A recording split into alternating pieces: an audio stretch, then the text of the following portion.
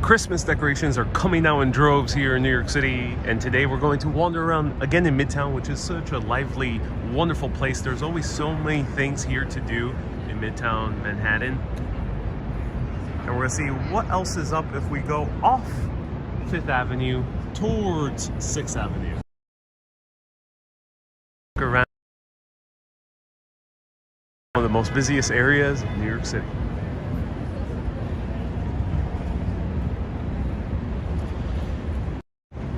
So hello everyone, happy holidays. I was going to do a very different live video. I was going to show you a secret burger place here in Midtown Manhattan, but it was so packed with so many people inside that it was impossible to do a live video there, or it would have a very long wait. I really do miss the days when you can go to a lunch place and it be rather empty. That's no longer the case. A lot of people are working from home, so people eat during the day out in the restaurants, unlike what it used to be like. So instead, I end up getting a coffee, Americano, and a almond croissant from a amazing coffee shop nearby called Blue Bottle. They're all around New York City and a few other major cities in the US. I think they might be also in Japan. And they're really, really good. Oh my god. So let me show you where I'm at. Then I'll show you, I'll point out the Blue Bottle as I sip on this coffee. Let me show you. So the Blue Bottle is right there in the corner now in a lot of business areas.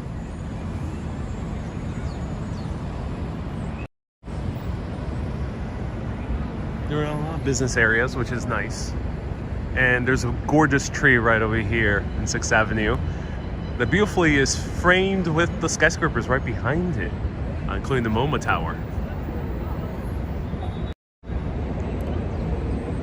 Marina says, starting with the coffee in New York City. You have to start with the coffee in New York City. But before I take a sip of that coffee, look at this amazing almond croissant.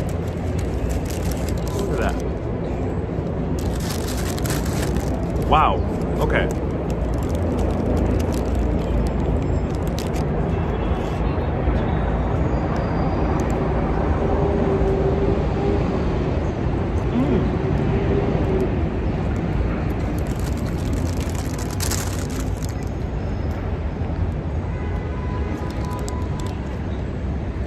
I love how soft and crunchy this is at the same time.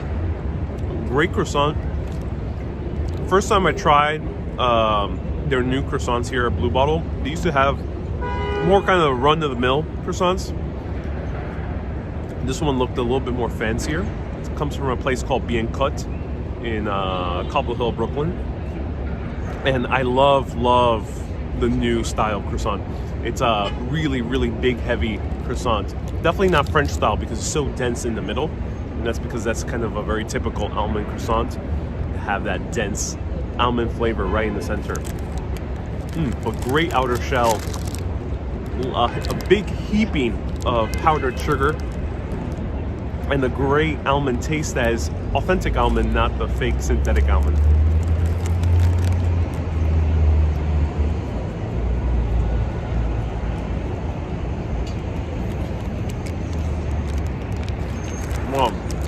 So, what I like about Blue Bottle is their espresso. These guys make great espresso and great pour over coffee.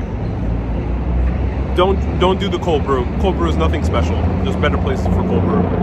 But espresso, they do a great Americano. And I wish I could show you the color when I first bought it, but it dissipated the crema. But it is always that really copper color, which is gorgeous. Let's try it out. Oh my god. Blue Bottle is always hit the mark. Always hit the mark. And you might be wondering, why is there so little coffee in my cup? It's not because I started drinking immediately. It was because I asked for a short. So it's basically an Americano, well, a lot less water.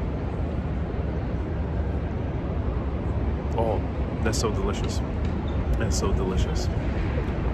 I'm gonna have one more bite of this before I put it in my bag, and then let's continue walking around this area of 6th Avenue. I did not have time to have a breakfast or a coffee because I had some last minute work to do.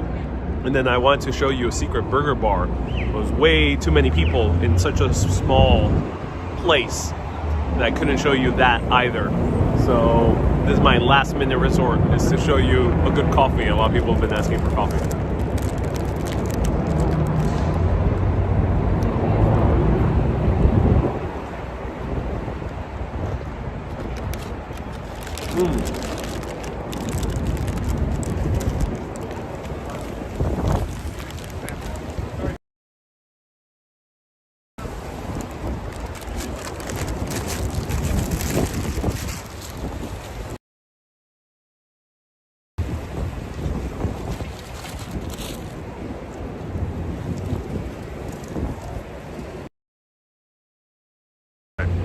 Let's continue walking around.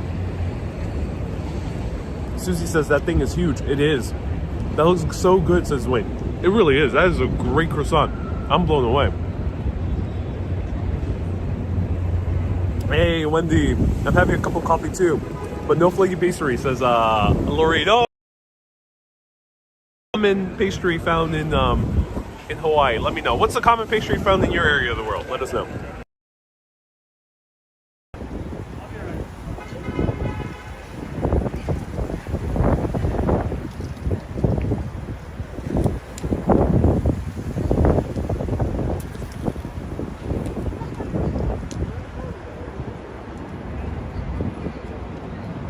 Antonio says espresso. What else is in that cup? It was this espresso with hot water.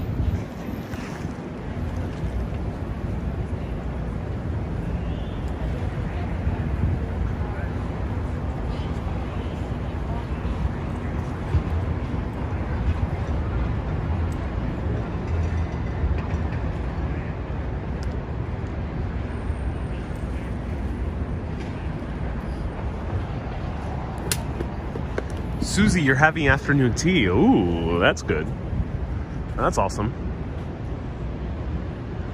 That's one good looking tree. It is a very nice looking tree.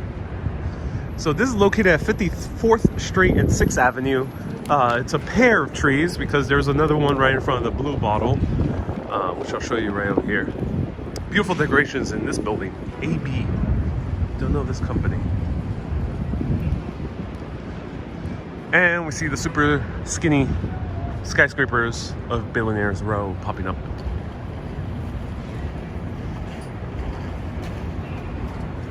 This tree is drenched in light. That's why there's fewer people sitting on the other one. Here's the Blue Bottle coffee I just went to. Highly recommend Blue Bottle. They're all around this Midtown area. Here's the tree.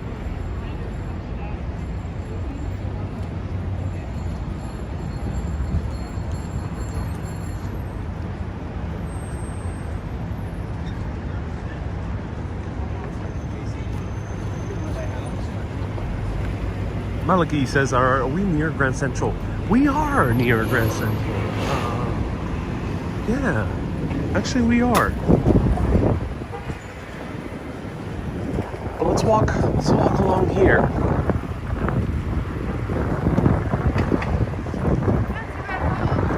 Cool tree, can I take it home? Cool tree, take it home with you, says Wendy. Indeed. Why weren't you sitting in the bench, says Neto? Yes, I was sitting on the bench. There's benches on the trees. Pretty comfy.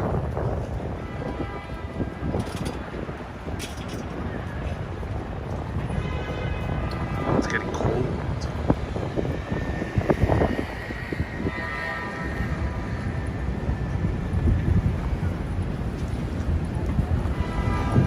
So I really love this tower, the MoMA Tower right over here. It goes by a different name, I think 53 West 53rd, that's the name. Let's take a look up front.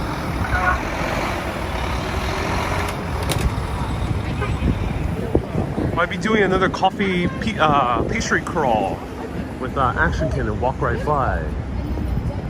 Maybe. Stay tuned. Dave, nice to see you here. Hello, Judith.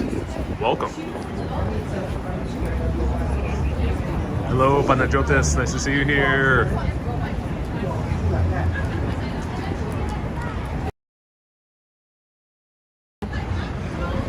If you're coming to New York, you're probably staying.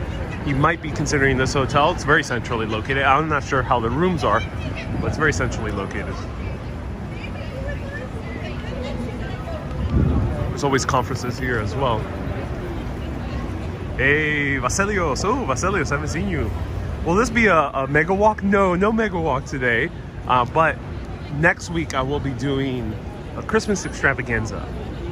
Every day you'll be seeing Christmas content running up to Christmas Eve.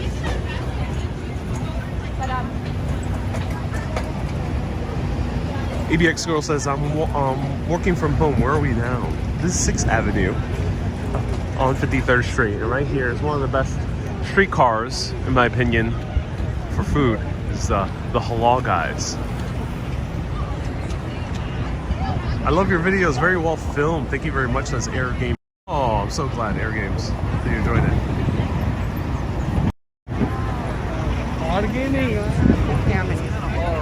So New York City's now looking quite back to normal. All the people coming in and out.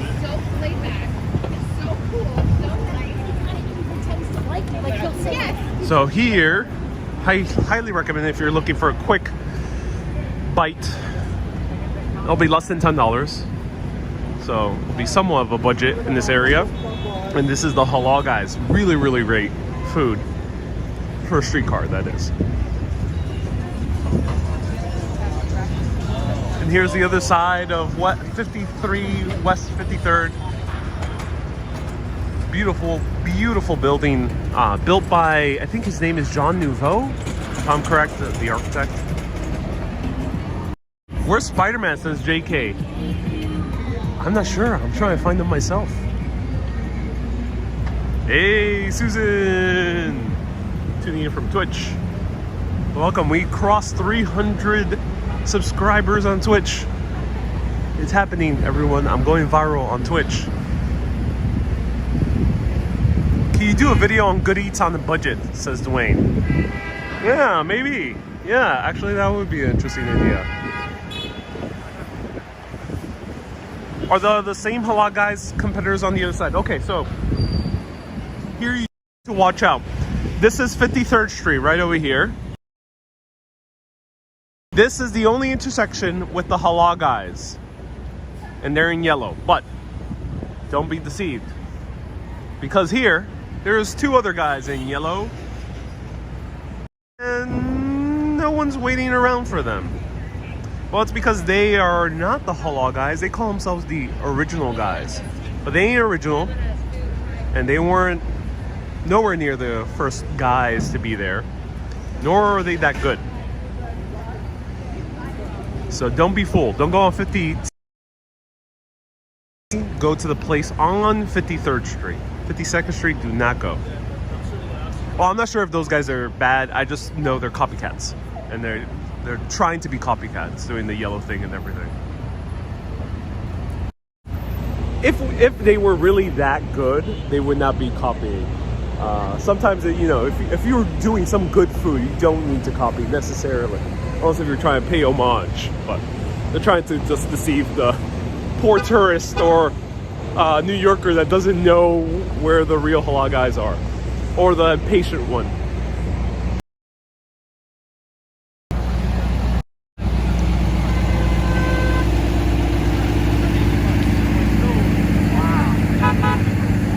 Hey, Antonio says, my friend, I'm happy to see your video again. Oh, I'm so glad. Here, there's a lot of food trucks. Let's check it out. Let's investigate. There's like a few food trucks over here. Food trucks are... The Halal guys on 53rd are open every single day. But the food trucks are open only during weekdays. The other ones, mostly. Very heavy business area, and people are coming back to their offices, so a lot of people are seeking lunch on their breaks. And a quick one, where they can buy their lunch and bring it back to their desk and keep on working as they're munching on food, which is actually a normal sight in New York City. That is basically outlawed in France and other European countries. So we have a few food trucks here. We have Biriya Tacos. Ooh, that's cool. Which is basically a beef stew tacos. This one is very popular. A lot of people waiting here on this one. Like, we can protest cars. It has, Wayne, yeah. Food trucks have always been somewhat popular in New York City. I think it's one of the original food truck cities. But in Midtown, since it's so expensive to have a brick and mortar restaurant here, I think these food trucks have been very popular, and they do high-end items like these guys selling lobster rolls and Italian sandwiches. That's so cool. Disos Italian Sandwich Society. That's a cool.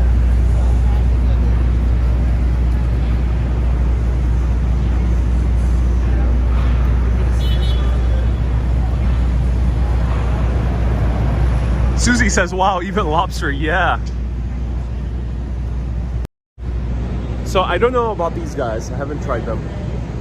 But there's another one called Cousin's Maine Lobster. And they not only sell lobster rolls, but they sell lobster salad, they sell lobster bowls, and I think they also sell lobster mac and cheese. So they have a huge, huge menu. It's almost like a full restaurant just on the truck. This is a good option, especially in the summertime where you can buy quick and eat out, or in good weather today. You'll be paying almost the same as a good restaurant in the East Village, but you won't be needing to pay service charge, which there you might save money. And there's one more truck here, donned in AstroTurf, is the Veggie Stop. Laureen says, do they need permission to sell here? They do. It is all via permit. If a truck or a cart starts selling here without permission, they will be kicked out. Hey Susu, great to catch you live. Had my first lobster rolls from a food truck. It was Luke's Lobster. Wow, Luke's Lobster, yeah, everyone. Luke's Lobster is a very popular chain here in New York City. I actually have a video featuring them, which you can find on YouTube. Just search Luke's Lobster Urbanist. And started as a food truck. Susie says you can order for all of us. Why are foods prohibited in certain countries? That I don't know. I think it might be due to the concerns with hygiene. Here in America, it's very strict, so it's not as loose and open as in Mexico, where you find a whole lot more food trucks and cars and stalls everywhere. We're quite not at that level because we have very intense health code regulations.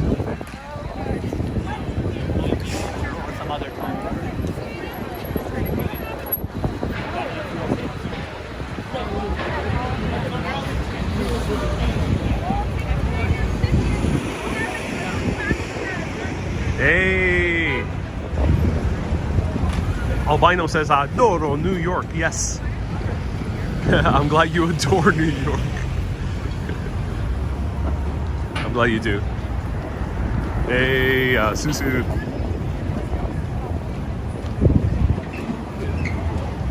Do they always park in the same spot?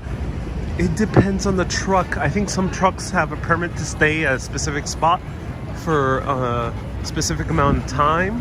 Yeah, where do I go? I know that there are some trucks that switch spots all the time. So it does depend. You do have to check their site. They used to use Twitter a lot, but I'm not sure if they use Twitter as much nowadays. But definitely on their site or their Instagram. So here, Christmas Spectacular is about to go on. Let me know if you've seen the Christmas Spectacular here at Radio City. The Rockettes, you might know them for. Beautiful, beautiful theater. Even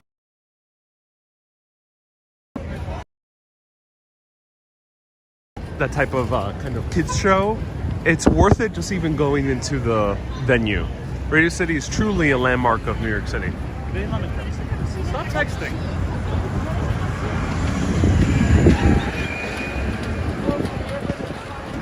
And here's Rockefeller Center. I'll be back here. I've shown it already a few times.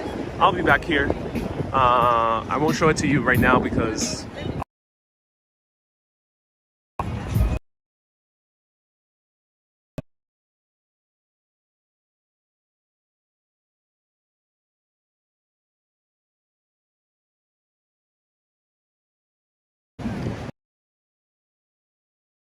hey, Mary. Oh, I'm so glad. So everyone's moment in time. And let me know if you're on Team Like. Here's Rough Trade. Rough Trade just opened up a store here. They're a great vinyl store. Lots of band merchandise. Very interesting location that they decided to open up in.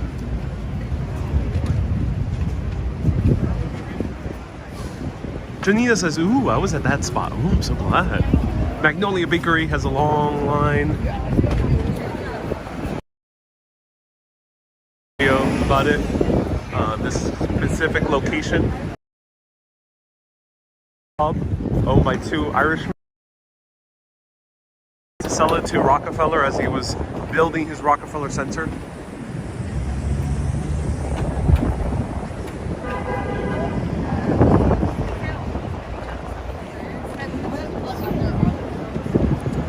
Bad service. They refused to sell, and Rockefeller kept persisting, and then they gave a price of $250 million back in the late 20s, which in today's money would be maybe $1 billion. It would be a lot of money. Of course, Rockefeller said no.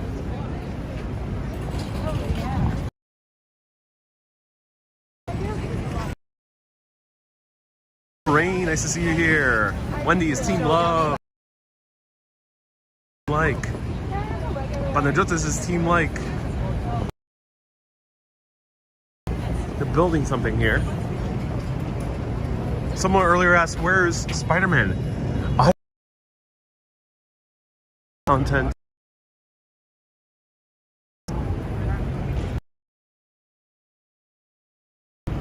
On a TikTok video, I might do a live video of going to the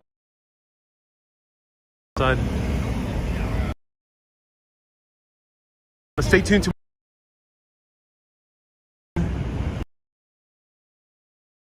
going.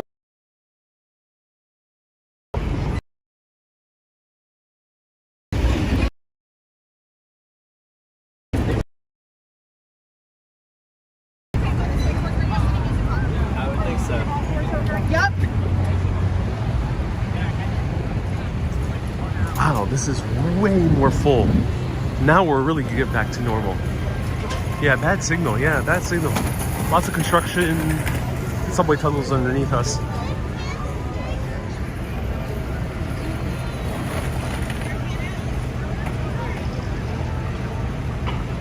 Ambrose, you're watching Spider-Man at AMC 42nd Thursday at 9:30 a.m. Whoa, you're going early. I'm going tomorrow. So, ladies and gentlemen, you might have seen the news. I barely watch the news. I saw this on TikTok. That's where I sometimes get my news. And this was burning down. Unfortunately, this was lit on fire. And they very quickly, Fox News, who owns the tree, put up a new tree very quickly. I'm glad that they were so quick about it. They always decorated very nice. So it's very cool that they put it up.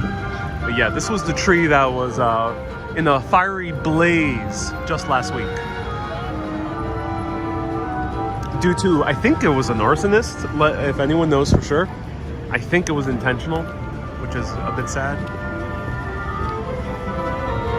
Susie said, yeah, they wasted no time. If it were any other company, not all companies would have been so keen to replace it so quickly. I think it was very interesting that they replaced it so quickly. Catherine says, yeah, it was arson. Okay, thank you so much for clarifying. So yeah, it was a victim of arson. But beautiful tree, and donning the red, white, and blue of our great country of America. Capital M-U-R-I-C-A, exclamation point, exclamation point, exclamation point, exclamation point. Good old America. Morgan says, yes, it was some kind of arson. Yeah, it's, I mean, you can have your thoughts of whatever company owns it, but that's a bit much. Burning down the poor Christmas tree. You can't see any green, says Janina. No, because this is a pure American tree. This tree represents all America, as the sign says. All American. JK says the colors are in Spider-Man. Well, yeah.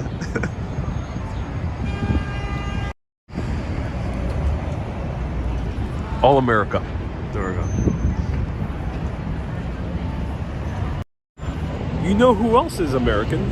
Spider-Man. Tomorrow at 7:30 p.m.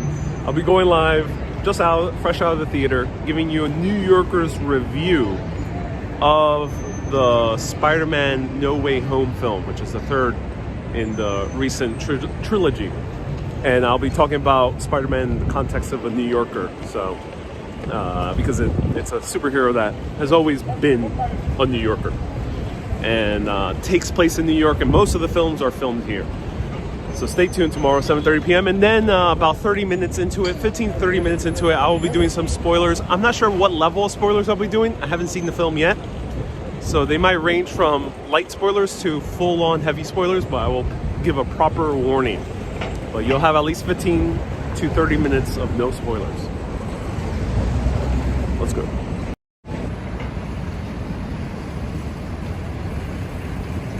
Kinsani says Spider-Man must be watched in theaters. Yeah, it's only coming out in theaters. It'll probably come out on Disney Plus in 3 months or so. Probably by March, you'll see it in Disney Plus. So here's the Diamond District. I know I'm doing a review early because a lot of people won't be able to see it. So I know some people actually don't care to see the film, so they'll watch it anyway.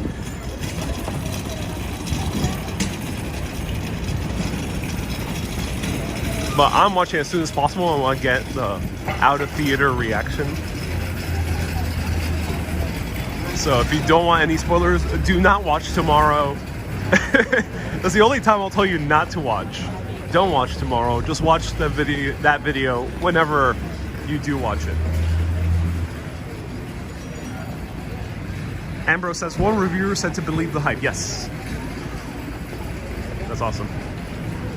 Suzu says, 5th episode of Hawkeye comes out today. Loving the series. Yes! I've already mentioned this a few times. We're actually walking via an area where a lot of Hawkeye was filmed last year. Right during the pandemic. So they have pretty empty New York, thankfully, for them. Highly recommend that show. It's a great Christmas show that takes place in New York. And it's action-packed because it's a superhero show.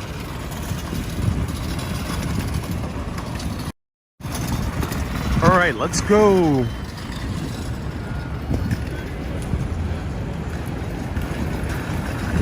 Let's go towards Grand Central Terminal.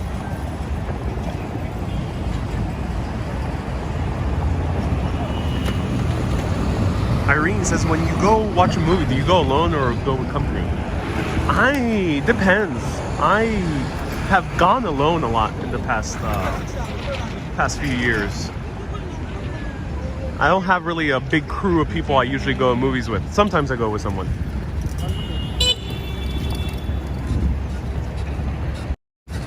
I'm very particular when it comes to films. A, I don't watch movies too much, but B, I don't like watching movies while it's packed with a lot of people. I don't like going during nighttime, especially on Friday or Saturday nights. And also, I like going to very specific theaters. I'm not a fan of like just going to any random theater. So I'm very picky when it comes to watching a movie. Hence, that's why I just go alone. Let me know if you're the same.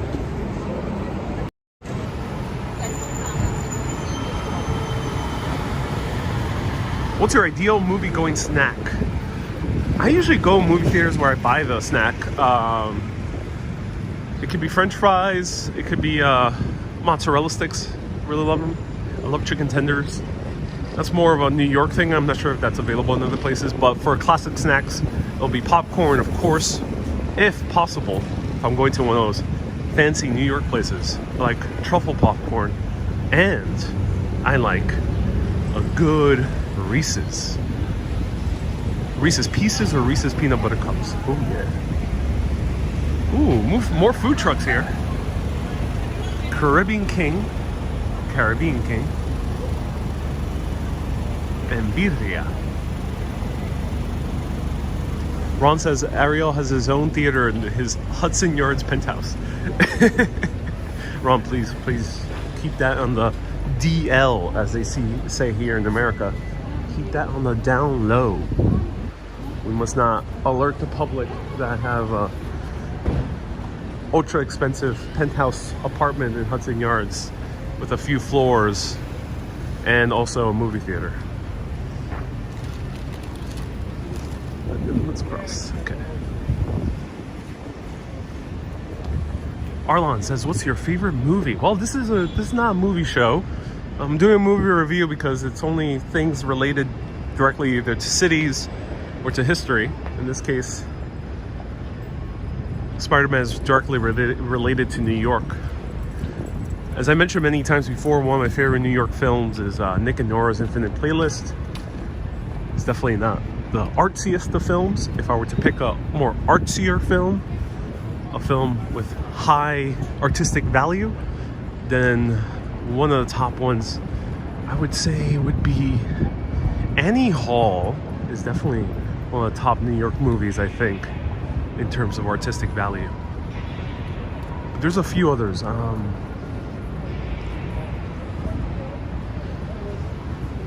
Requiem for a Dream is another one. Takes place mostly in Brooklyn. And more food trucks here. We have Thai style chicken and rice. Interesting. I love that.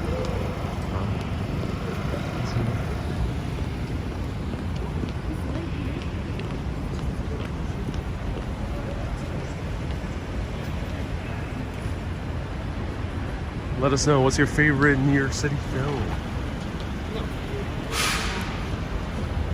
There's a place here called Book Off.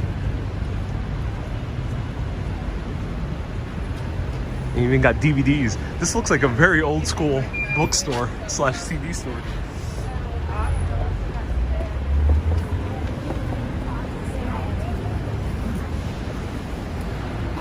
Janet says, have you recovered your lost footage? My live videos are, a portion of them are saved onto my hard drives. So I have them somewhere, but no, have not looked through them.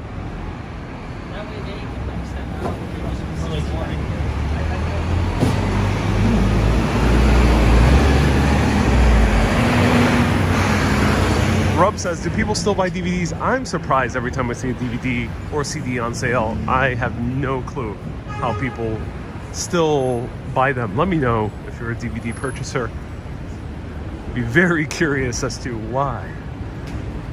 I would only buy physical media, mostly a Blu-ray, if I really want to see bonus features that I can't find anywhere else, which I recently did with a series of films made by Edgar Wright, Shaun of the Dead, Hot Fuzz, and World's End. And that Blu-ray set comes with special features that I couldn't find really anywhere else. So I had to buy the Blu-ray in order to see them.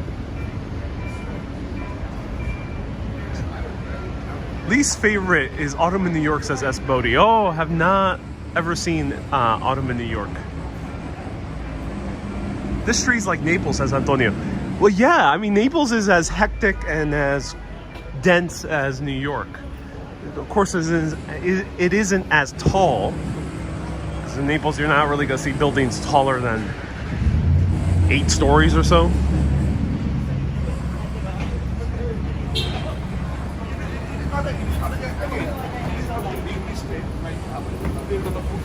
And Jota says, I prefer physical media. Services can come and go.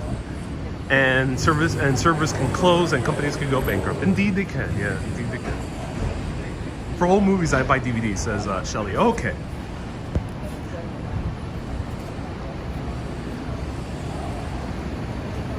Wendy, what are you referring to? Throwing a glove. Susie says, ooh, I love Sophie's. We just passed Sophie's. Sophie's, yeah, great Cuban cuisine.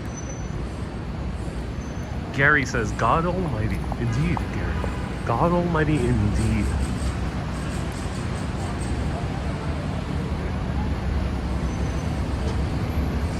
Joe, hey Joe, nice to see you here. Hope you're doing well. Joe Soto, not to be confused with Joe Fernandez. We have a few Joes attended.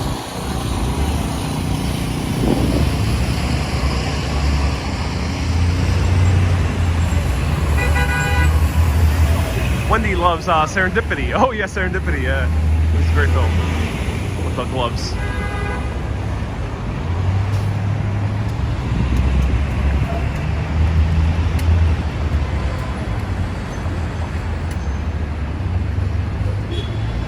What is the difference between American cities and European cities? Asked Morgan. Oh, Morgan, you know, I talk a lot about that, especially when I travel to Europe. A whole lot. New York is a very unique city in America. There's only very few cities that would feel like New York, and that is Boston, and to some extent as well, Chicago. That's basically it. The rest of the cities of the US depend a lot more on the car. That's the big difference between Europe and the US. Is Europe, you can walk around most cities, and most cities are human scale. So the streets and the size of buildings are more human scale, meaning that you don't feel overwhelmed by the amount of traffic nor the size of the buildings. And hence it is more pleasurable to walk on a emotional level, but also on a very kind of practical level as well. It is pleasant to walk.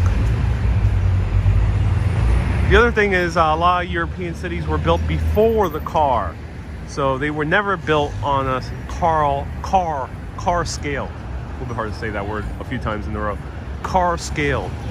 So usually American cities that are a bit younger than New York, a bit younger than New York, are built to the scale of the car, not to the scale of humans. So they were built for big roads, for facilitating traffic, for facilitating highways running in through the middle of the cities. And that's why we have a big difference. New York is very unique because it is, the scale is much more huge, but you still can walk around through it.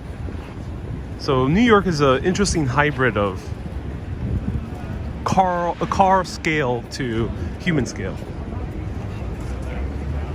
Very interesting kind of combination, which you really don't see. I think it might be something that is the case in Tokyo maybe, or maybe a few Chinese cities, but I'd be hard pressed to find a good example. I think the only one in Europe is, which one is London, or only parts of London.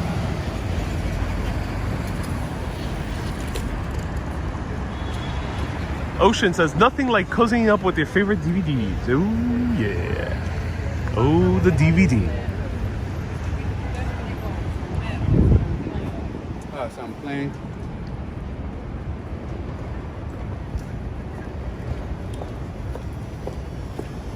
Catherine says, avenues are wider than streets. I need to walk around New York City with Ariel, says Laureen. But he'll need to walk slower. My legs are not as long. Indeed, I walk very fast when it comes to New York. I just feel the pace in New York. It's hard to walk in the Ireland pace in New York City, because New York City is such a kind of a fast city, and there's so much traffic, so much noise, so many people passing through. It's difficult. to walk any slower. You can't do it.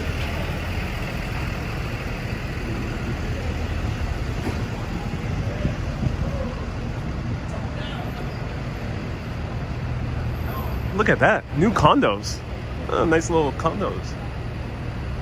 Imagine having a condo in the city that actually has a balcony. It's a rarity, at least in Manhattan. Actually, it's a rarity in most of the city. Mikel says the best city in the world is Barcelona. Barcelona, yes.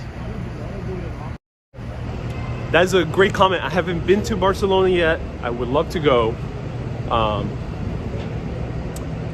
Barcelona, what they did is they have so-called super blocks. So it used to be very specific, very gridded system, similar to Paris. But since they realized that there was so much traffic, it was getting too hectic, they end up just putting a bunch of blocks together and allowing no traffic whatsoever, unless if you're a direct resident of that block. Florence does this, and I hope in the future New York does this. That could happen with a Manhattan, that can happen with a Brooklyn in the near future, is having super blocks where you can walk for a few blocks here in the middle of New York City, say walking through Greenwich Village, which isn't really that good for vehicles anyway, and you will have encounter any car. You'll be walking around, you'll be enjoying the beautiful views. There'll be a lot more space to walk through because you're not just confined to the sidewalks. And that could happen in the near future in New York City. They've been considering that for quite a while.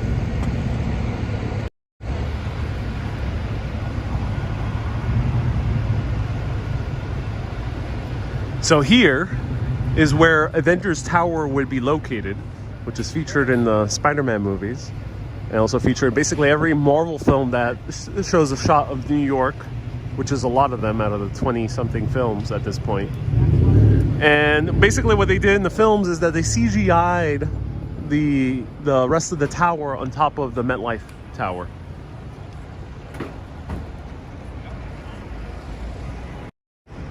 But in that film, it's the owner is Tony Stark. In the comics, the original tower that was right over here does not belong to Iron Man. He has his own tower. I think it's really nearby. But the tower that is right above Grand Central is the Baxter Building, which is from Fantastic Four. And that might be explored in the upcoming films, which I would be really, really excited to see them finally kind of showing more New York heroes. Tower records only exist in Japan, says Lawrence. There's a few tower records still. I'm not sure in New York. I remember seeing one in Ireland. I think that there was a tower records. Kang's building an alternate timeline, says Ambrose. Oh yeah. Minor spoilers for people.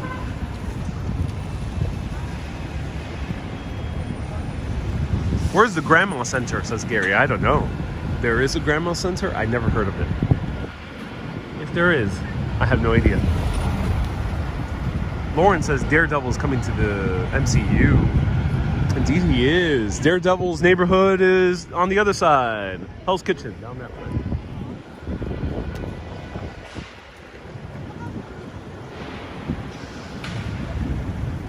Ocean says, I prefer older movies, all the way back in the 1950s, when they had costumes and beautiful dresses and men with pencil mustaches being the drama queen. Indeed, those were their very nice days. Why is everything so picturesque, says Abd? Well, because we are in New York, Abd. Catherine says, have to run. Cool, Catherine. Definitely do. Thank you so much for tuning in. This is a very interesting parking. We're right by Grand Central Terminal, and I gotta look into this. So Grand Central is right down here, around this building. And here we have a parking garage that looks like it predates parking. or it used to be a viaduct or some type of road back in the day. So if anyone knows, this is called Grand Central Garage. Do you think Spider-Man should have a cameo in every movie from now on? Says Rob. I don't think so, no. So yeah, very interesting. It has the same design as Grand Central, but I'm not sure why.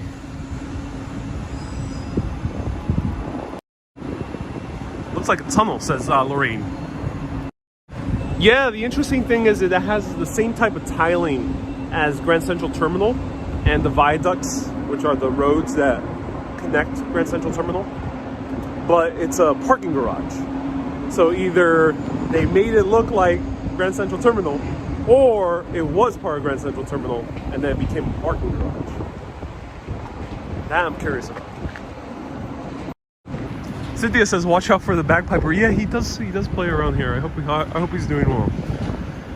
So they actually, oh wow, they really remade this viaduct, this road that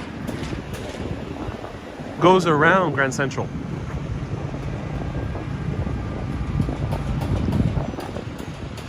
Do you know the #1 box office actor of all time is Stan Lee?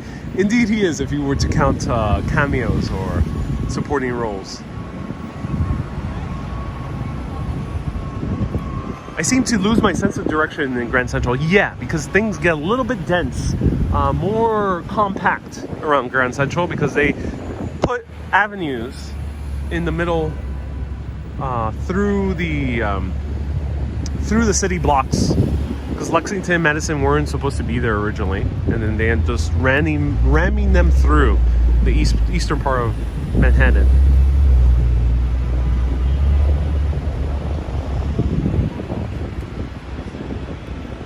Jay says, "I could see me as a cool villain in Into the Spideyverse." Why would I be a villain? What would I be villainizing about, Jay? Hey, Morgan.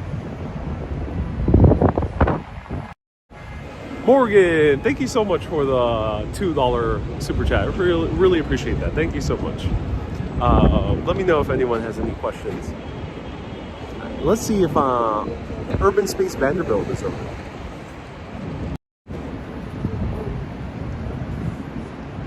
Hermant says, "Can you be my love?" JD says, "No, Ariel's a good guy." Do you ever dream about future New York City? Says S. Bodie. All the time, S. Bodie. Literally all the time. I have a lot of urbanism dreams. I'm not sure if I'm the only one. I think everyone has urbanism dreams, don't they?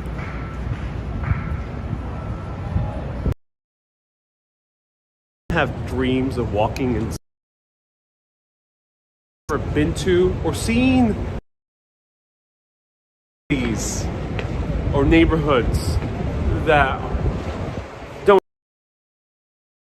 a dream version where everything has its own geography, and I remember that geography, and I've been to places around here in New York where I come across them like, oh, I've been here in a dream. Of course, it looks slightly different, but I was like, you recognize it immediately. So I have plenty of dreams of just me walking around different cities. And one of the most vivid dreams I had recently was Long Island, just outside of Queens. There's Long Island. I dreamt that there was a transit network that was crisscrossing all of Long Island. And there was a lot of overpass trains, like a subway system, built through Long Island. And it was a lot more dense, felt a lot more like Brooklyn. And then I get up on the rooftop and I see the view, and it's skyscrapers all around the middle of Queens. So I was seeing the skyline of Jamaica, Queens, and the skyline of Sunnyside, Queens from a distance. And it looked very impressive because it looked like if it was like Manhattan, but it was in Queens. That was a very vivid dream I had. Morgan says, yes, I exactly have my dreams where my own music is playing. I've never been to the land.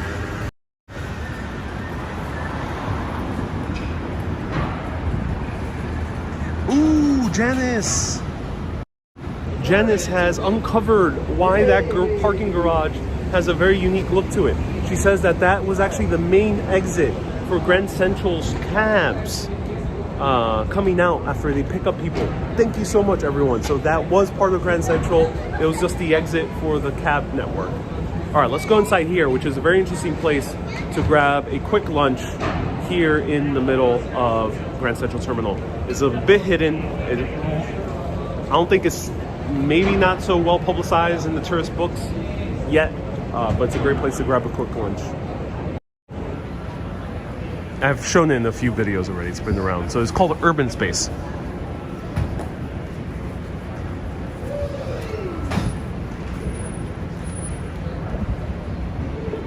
Is that cafe good or overrated, says Darcy. Which cafe are you referring to? And they have outdoor seating. This is nice. Let's go in.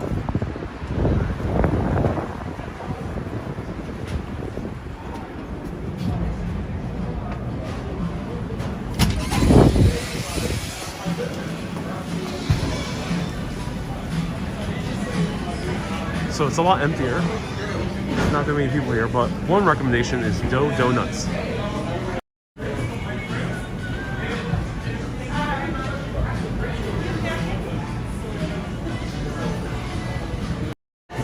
Great donuts. They also carry good cold brew made by the cars.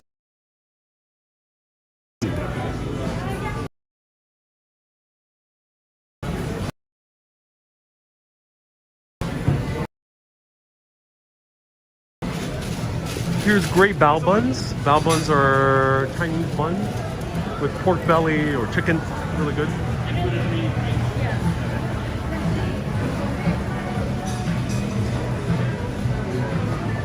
Pita. Never had that one yet. And Roberta's Pizza as well. Darcy says Pershing Cafe is what I was asking about. I will in front of it, yeah, because that's part of Marvel movies. So let's go.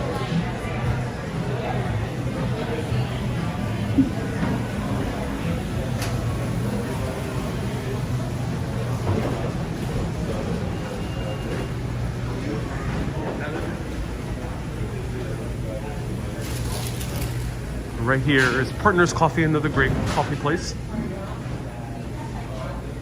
Right here in the back.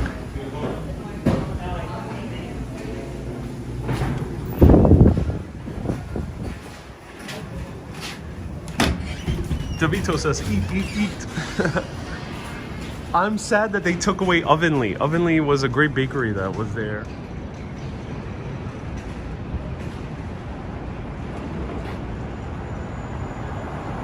Wait, never knew there was a... So Kinsanity, no, this is not new. This has been around about 4 years, 3 to 4 years. I have covered it a lot of times. I usually have shown the Ovenly Bakery, which is no longer there.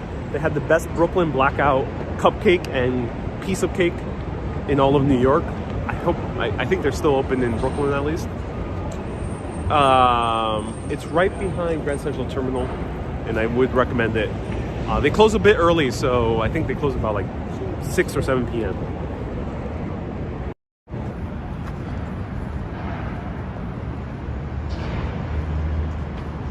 Cliff says, I used to work in that area. Oh, so glad you did, Cliff. That's so cool.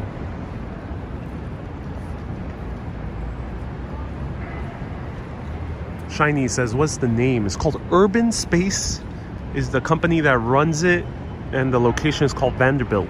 Urban Space Vanderbilt, as in the name Vanderbilt.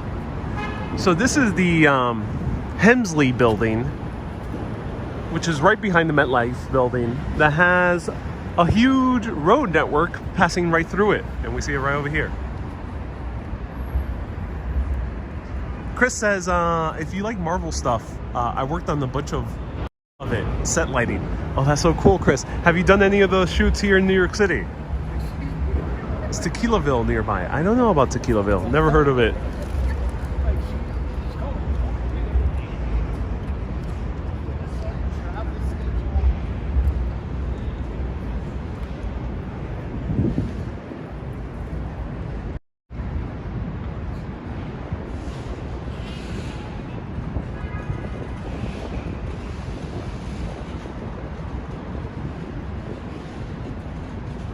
Is there a breakfast place near there? It's a 6 pence. Breakfast is... It's easy to find a quick sandwich. You can find a bacon, egg, and cheese anywhere. They're all going to taste the same. If you're looking for restaurants, there's a lot of restaurants. I don't go to too many breakfast restaurants, especially in this area. I have more experience in Soho area. But the one place I would recommend, it's a casual place. Basically a coffee shop, but they have food. It's called Little Collins. Little Collins, only a block away in this immediate area of Midtown East. And great avocado toast, egg sandwiches, egg omelets. They have a lot of vegan options as well. And a lot of great pastries and great coffee as well. So Little Collins.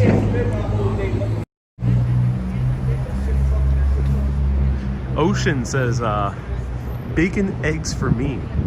I mean, Wendy says bacon eggs for me. Ocean says a caramel macchiato.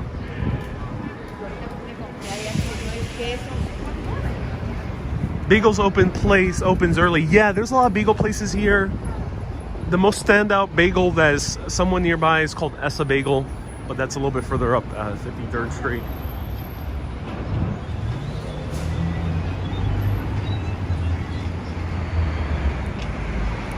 I think Little Collins is right around here in the corner. Man, I love your TikTok. Oh, you do? Hey, thank you so much for watching. Good one, man. You too. That's so cool. Shout out to the guy who just said hello.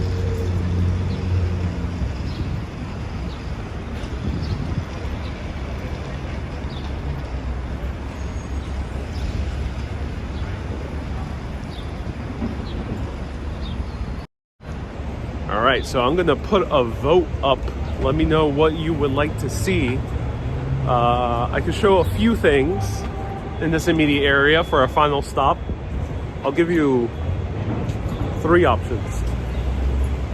And I'll do only one, but don't worry, I'll come back for the other ones. One is I can show you Little Collins. I can show you a quick brunch spot here.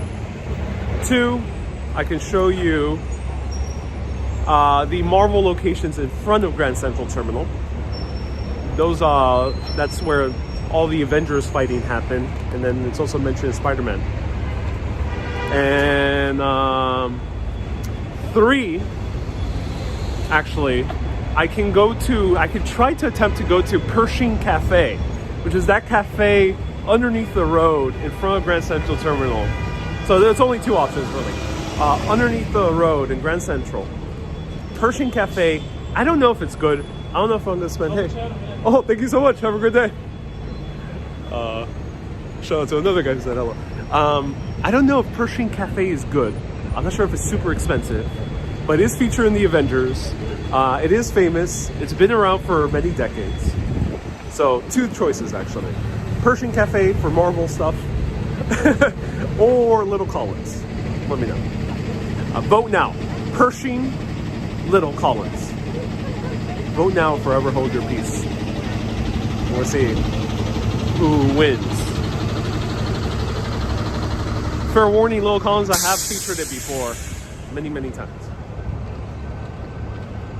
Marvel, Cliff says the Marvel, Melody and Susie says Little Collins, Carly says Pershing, Robert says Pershing, Shiny says Pershing,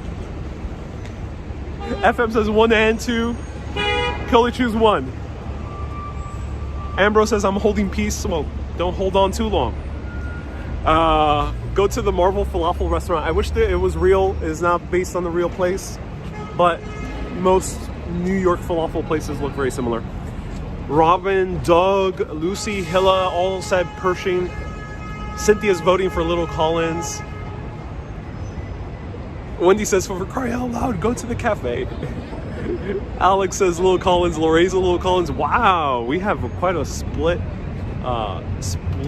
portion over here. Sean says Pershing. Gareth is going for option 3, which does not exist. So you're going for the option which does not exist. Hence, we'll be entering a void if you pick option 3. There'll be an error on the screen. If option 3 wins, you'll just get a blue screen of death. It can't compute. There's no option 3. JD says the Underground Cafe. Yeah, Pershing referring to. Danny says Lil Collins. Shelly says your choice. Susie says whichever you're feeling. Brittany says no coffee for me. Might need to do both. All right, I think Josh also voted for option 3. Option 3, ladies and gentlemen, if it ends up winning, there will be an error in this. Like, there is no option 3.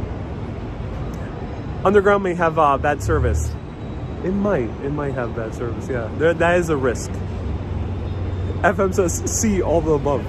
Pershing says Deli Walker. Marvel Location says Dewan with the $10 super chat. I mean, Pershing is already in the up ahead. Pershing is very up ahead, but that super chat, thank you so much for that super chat. Okay. All right, so Pershing it is. If you want to see Little Collins, just search Little Collins Urbanist. Probably a video will pop up on YouTube. So just search that up. And I have like 2 or 3 videos featuring that cafe. All right, let's go up Pershing.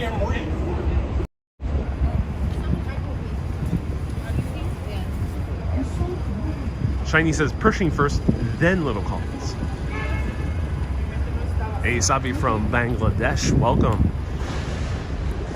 Deb says, do I like Indian coffee?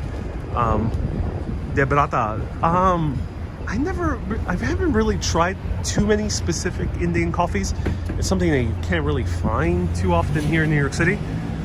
If you're referring to spiced coffee, like a chai coffee, it's not my favorite because I don't like my coffee with milk. And I don't like it too spicy in terms of that kick you get from all that nutmeg and cardamom.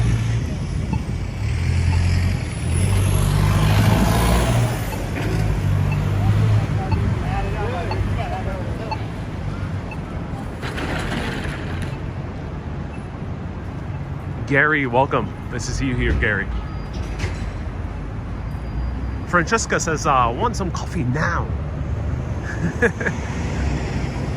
God damn it, now. Great tour with you again, says Annie. I'm so glad. I'm glad that you're glad, that I'm glad, that we're all glad.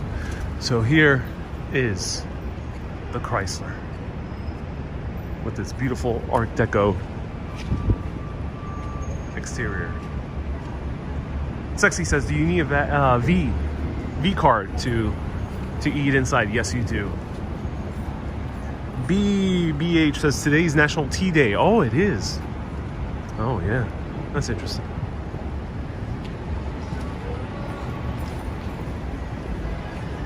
Hey Bella. Hey Paul from Liverpool. Sedar says, I just want to listen to the city. Please don't talk. Sedar, I'm glad you enjoy the city sounds. I do talk a whole lot in this show. Fair warning for any people who are watching it for the first time. Though don't worry, I'm not depriving you of the beautiful sounds of the city, the screeching brakes of a truck, or the random FUs from passerbyers yelling to each other because they've been having a very angry day, to the rumbling trains underneath, and to the poop of pigeons falling on your jacket.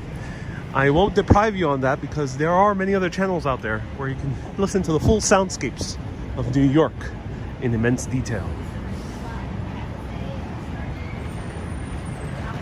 Susie says Ariel is the sound of the city.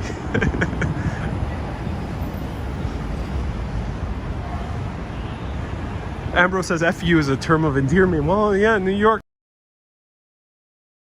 FU, you know. Yeah, maybe they are just being friendly in the New Yorker kind of way. Here's Grand Central, where the Battle of New York happened in the Avengers film. The very first one, Marvel's Avengers.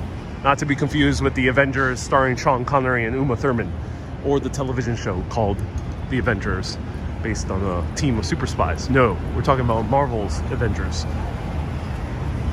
The ship crashed right through here. Spoilers for a 10-year-old movie at this point. Was it 8-year-old movie? And in Spider-Man Homecoming, one of the main characters, played by Michael Keaton, is fixing up the place.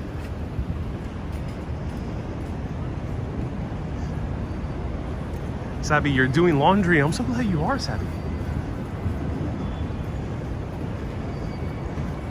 A beautiful little wreath of lights that they put on front. Paul says the Avengers was a 60s British show. Yeah, the team of super spies, yeah. Someone says Captain America is my favorite. Ah, I'm glad it is. I'm gonna mention a cap fact. A cap fact. Try saying that 10 times over. Cap fact. All right, here we are. Before I continue, seeing if I can get inside and there's cell phone reception, I'll give you the cap fact. So here, during the summertime, they have outdoor seating here at Pershing Cafe. And there is a deleted scene in the very first Avengers film where Captain America, played by Chris Evans, is dining here. And he's sketching the Avengers Tower, which is located right over here. It's a huge monolithic building in the films. And the reason he's sketching the Avengers Tower, he sat like one of these tables, is because he's about to meet Tony Stark, I think, for the first time. And he looks a little bit nervous. And the waitress, who's featured heavily in the last scenes during the battle, you see a lot of shots of her. She actually has a speaking part where she tells Cap something like, "Oh, are you waiting to see Iron Man?" A lot of people usually sit over here to see Iron Man fly over and get to his building. So she thought he was like a random fan of Iron Man. And Stan Lee is dining right behind him. Another cameo, and he goes across his shoulder and says, "Just ask for her number, you doofus," or something along those lines, because the woman was being a little bit flirtatious, the waitress. And they cut that scene out, which I'm so bummed, but I think it's available on the DVD set, or you can probably find it online somewhere. But yeah, they cut out that scene. But here we have a friend.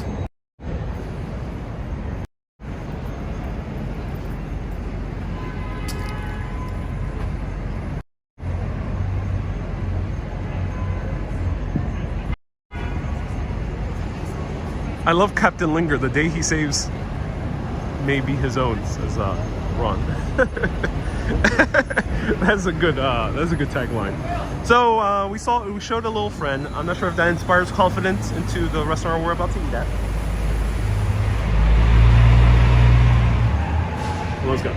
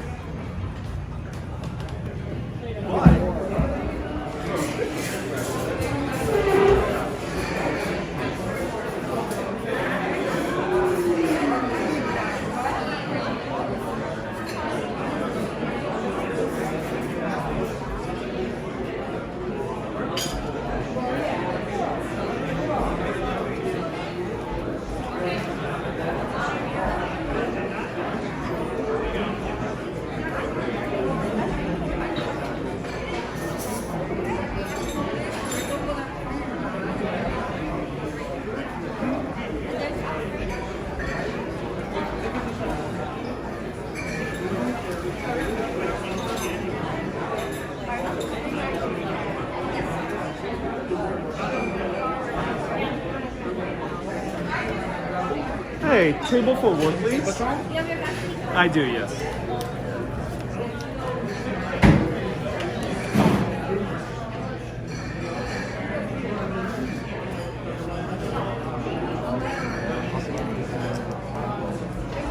Yes.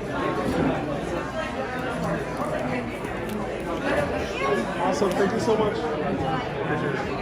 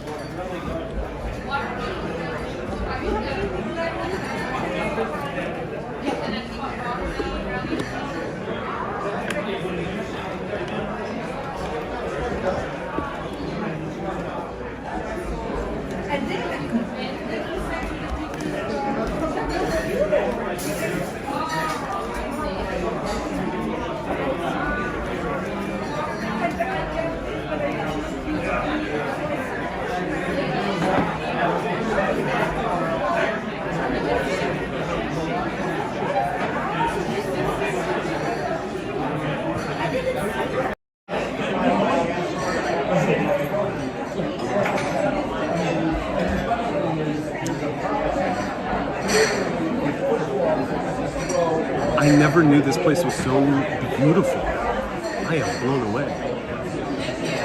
I'll show you more of the detail. Hey, how's it going? Very good. Don't mind me, I'll be filming a video. Oh, okay. Yeah. What do you recommend for drinks? Do you guys have your own cocktails? Yeah, I recommend the lemon spike lemon. Oh, no, not quite my favorite. What kind of drink you need? I'll have Watermelon, I'll try the Negroni, please. Negroni? Thank you. And we need a few more minutes to it. Yeah.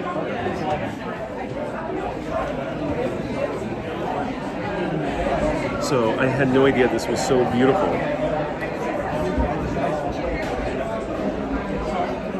They had spiked lemonade, which is not my favorite, but so interesting. All right. Do you see people on TV, movies, news when you're out? A lot of time I do see films being made. So let me show you the menu. Wow. Okay. So yeah, it's going to be expensive. You're paying for the location. Hello, sir. How much is Hey. it? What? Anything to drink to start, please? I already ordered with the other. Thank you so much. A lot of people are saying my soda's nice. Oh, I'm so glad. So cocktails are $18. That is going to be a normal price in this area. And then here are the appetizers. Classic French onion soup, guacamole, avocado salad, Cobb salad. Lobster roll is $30, which is also a normal price in New York City. Finest chicken pot pie. Oh my god. Pot pie? What? Veggie burger, buzz burger. Ravioli. Interesting. Potato gnocchi. Chicken al pastor, which is rather Mexican. Long Island duck breast. What?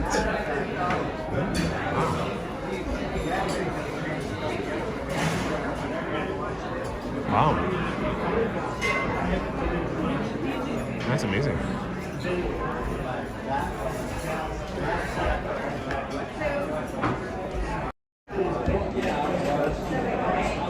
Andrea, thank you so much for the 500 stars. I appreciate it.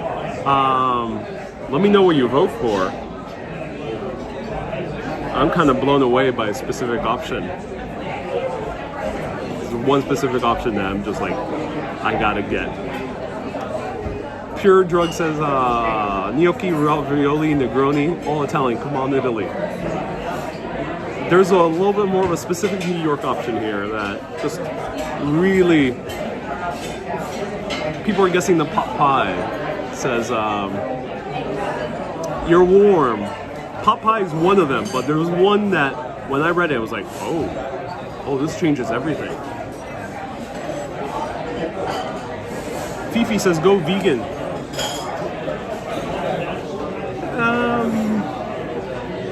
Not for a restaurant like this. I'll show you vegan stuff later. So, thank you. I'll have the Long Island duck breast. Medium? Medium, yeah. Whatever way you recommend. I make a little mistake. What? I make a little mistake here. Oh, how so? Instead of to put the 1 ounce of gin, I put 2. So All right, thank you so much. I appreciate it.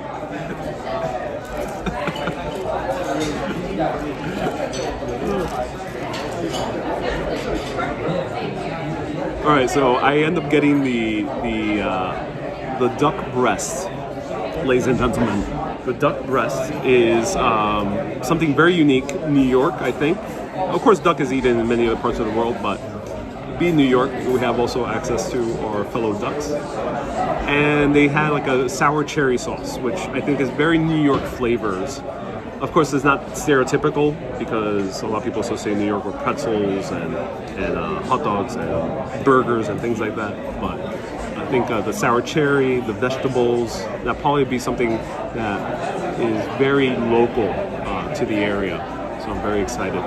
Now, the gentleman over here, the waiter, says that he made a grave mistake in making this Negroni. And when he told me that, I thought to myself, oh no. Oh, what are we in for? I thought it was the glass. I was like, oh, did you serve in the wrong glass? Which he didn't. He said that he accidentally added 2 shots of gin. So cheers.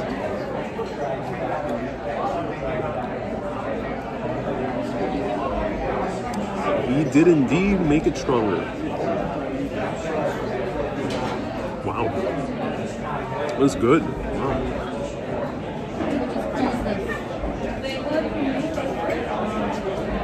Fifi says, are you eating Daisy Duck? I'm not sure if it's Daisy or Donald or any other famous ones. Scrooge, I'm not sure if it's Scrooge. Could be one of those. And it would have been crazy funny to send it back. This idea. It's like, oh no. Can't do 2 shots of gin. The ducks are fresh when they come out of Central Park, says George. I mean, that technically isn't allowed. I'm not sure where the ducks would be sourced. He says he asked me for medium. I didn't know you can have a choice of duck. So my expectations are not going to be very high.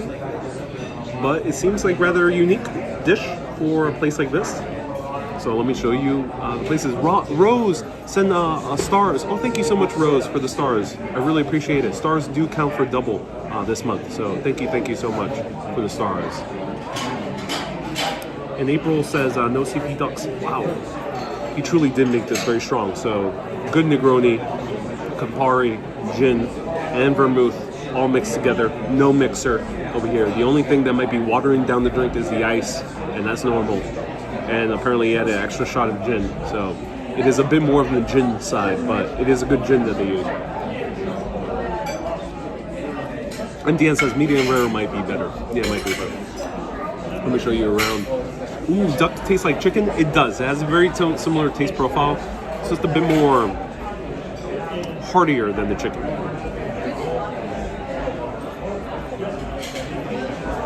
Susie says, I'll have it well done. I would not recommend a duck well done. I mean, understandable that if you want a steak well done, okay. You'll be dishonoring many chefs in Italy if you ask for a steak well done over there. Here in New York, if you go to a fancy steak place, you'll also be dishonoring the chef. But it's okay. It's understandable if you do decide to go for a well done steak. But if you have a well done duck, it might not even be good to eat because duck gets very hard very quickly the more you cook it. So steak might still be edible, well done, but maybe not a duck won't be edible, well done. Let me show you around.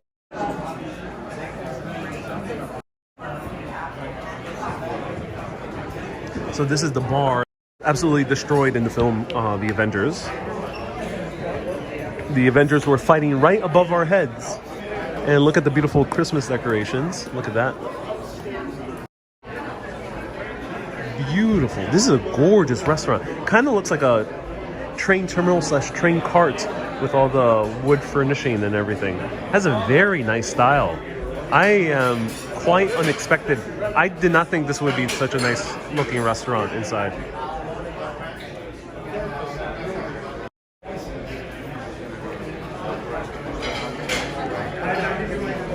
And of course, they're using a similar type of Guastavino tiles. Might not be the actual Guastavino company, but they're using a similar looking tile as the one in Grand Central. Wendy says it's a cool romantic spot. It is a cool romantic spot. In terms of New York type of date, if you're doing all the touristy sites, this is actually a pretty interesting romantic spot. Bella says lovely restaurant. Indeed, it is lovely restaurant. And I'm surprised to see salt and pepper on the table. Many places have removed them. Yeah, it's more old style. You see the patrons of this restaurant skew a little bit older, or tourists. So, Levy says a bit loud for romantic. Levy, you have not been in New York, if you have been, I must remind you, New York does not have quiet restaurants. Very, very, very rare to have a quiet New York City restaurant. Very rare. There are, but either you have to go off hours or just really know the good places. The table is a bit small for two. No, it's good enough. I think it's good size. Good size table, yeah. Good size table. That one has a little light.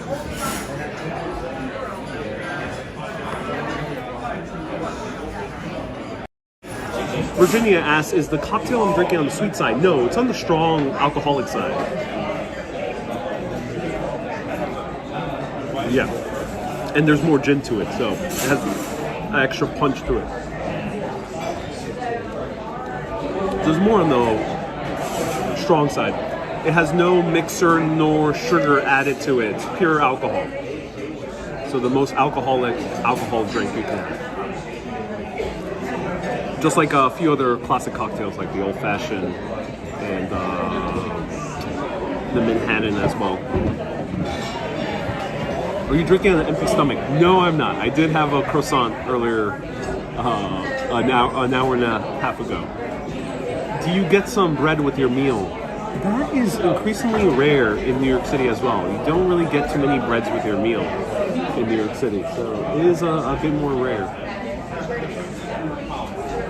Rose says, wow, all nice. The red adds a class and even romance. It does, yeah.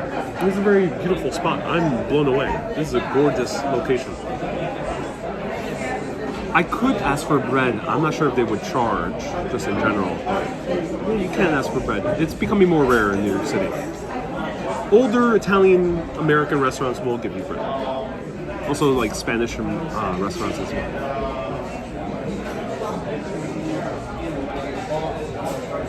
They're hunting your duck in Central Park right now, says Ludo. Yeah. So, yes, this will take a little bit longer. So stay tuned. I will be showing you the duck. Kay says, bread with plenty of butter. Oh, I wish I was back in Ireland to have all that bread and butter. All of it. The pancakes also cost $30. I don't know. Were they that expensive? There was no breakfast items on this menu. I doubt the pancakes are that expensive with the burger only being like 20. Good people at the Low Boathouse restaurant gave me bread. Okay. Interesting. I'll maybe consider asking for bread, Ambrose. Mother and daughter are trying to catch the duck right now. George is referring to a live video I did walking around Central Park where the mother and daughter were deeply struggling rowing their boat in the pond. I hope they're not the ones hunting the duck. Any news about the rowing mom and daughter? I think they're still rowing in Central Park. Which animal meat you like the most? Says Shah. That's a great question. I love lamb. It's a lot more rare to find it here in New York City, but I'm just a massive fan of lamb.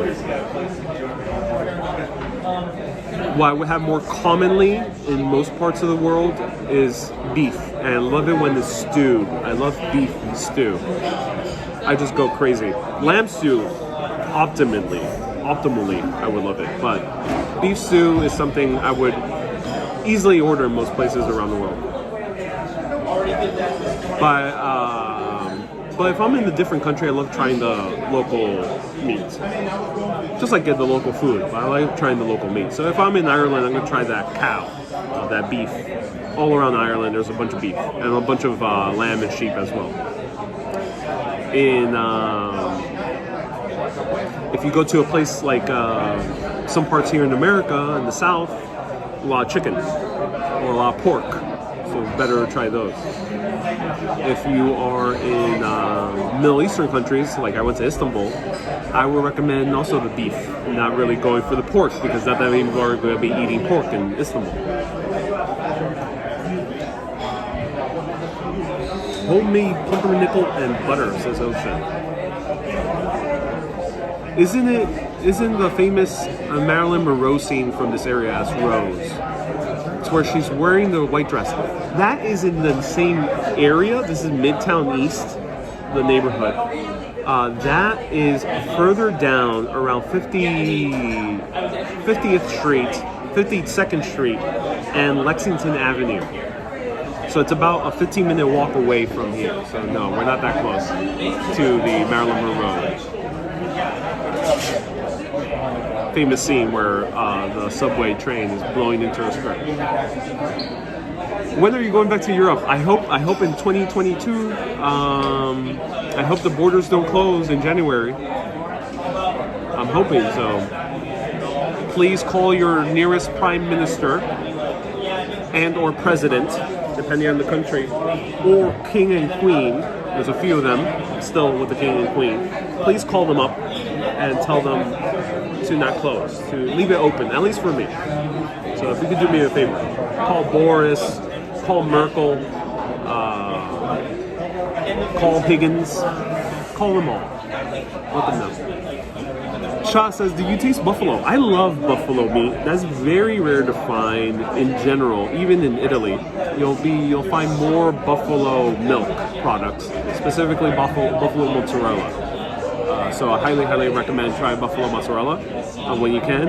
But here in America, it's a bit more rare than to find the meat. Though here in America, what I do love is bison. Though, there's one caveat with bison. Unfortunately, bison is a bit more expensive, and most restaurants go on the cheap and just buy bison and freeze it.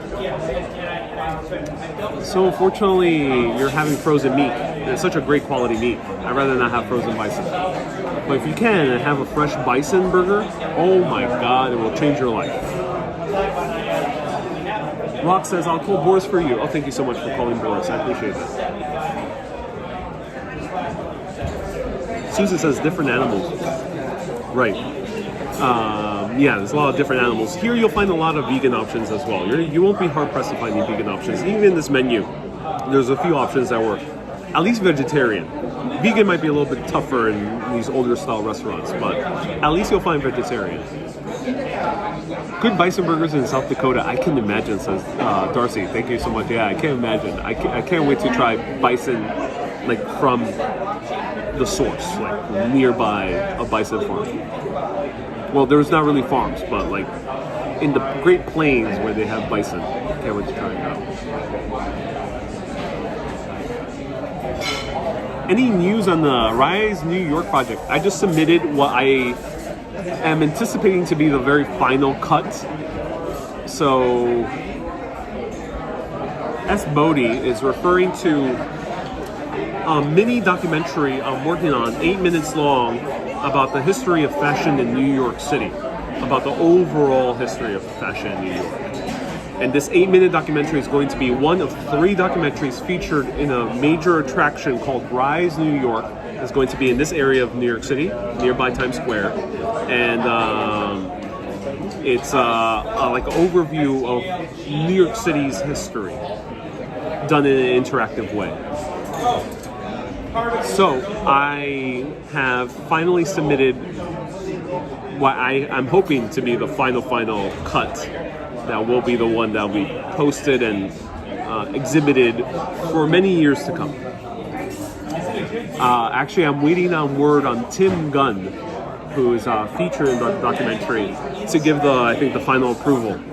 from Tim Gunn. So hopefully, it's cool that Tim Gunn's going to see my full documentary, and I hope he enjoys it.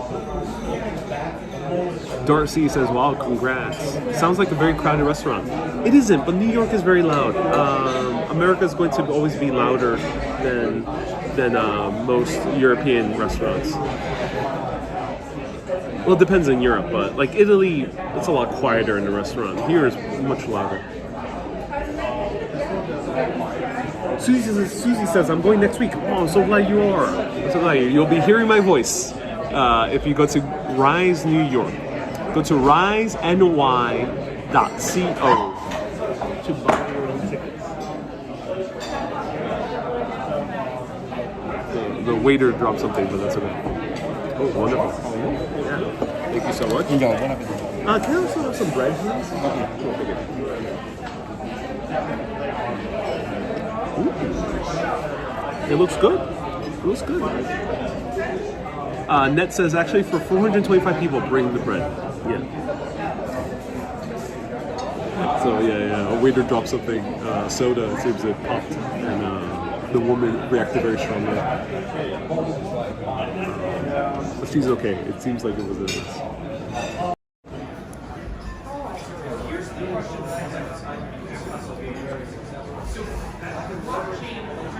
So look at that. Ooh.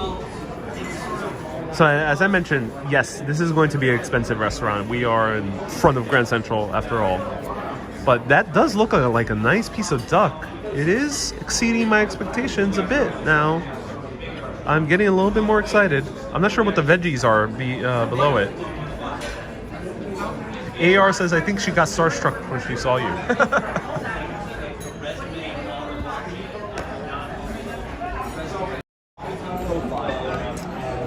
I asked for bread because it seems like I'm going to need some bread to cushion this this duck.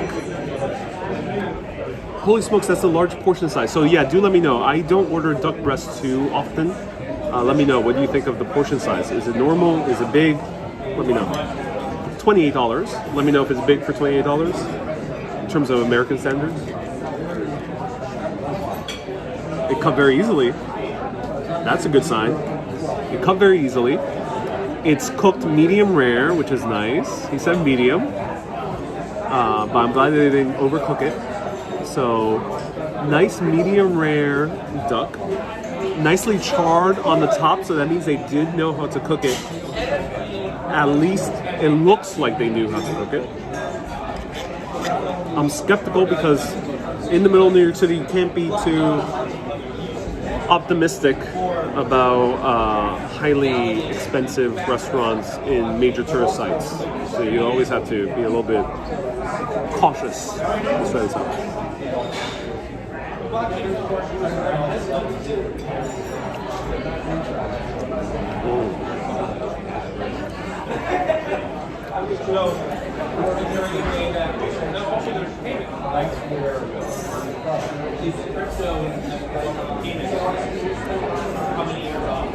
Wow.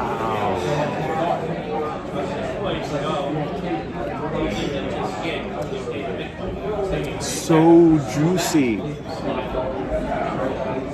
They're definitely exceeding my expectations here. I did not expect this to be a good duck.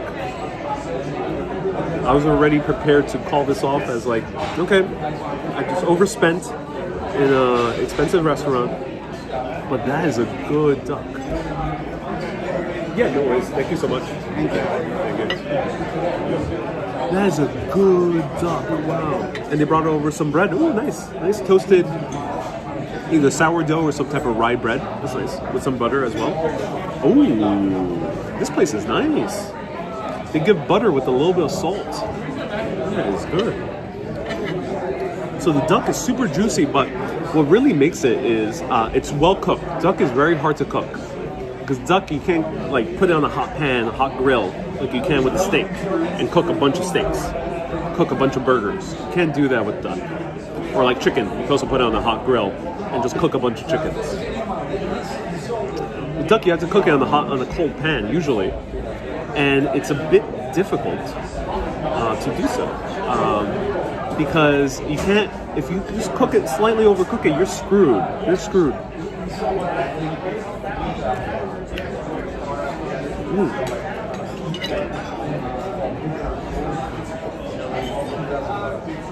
The other thing is the condiments. To actually get some taste, it's also a bit hard. It has to be either a good quality duck, or you have to be sure you season it well.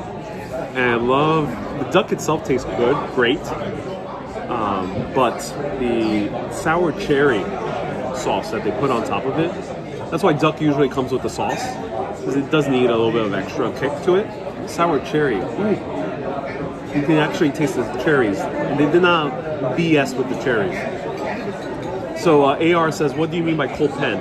So when you cook things, you can cook them either on a hot pan that's already hot.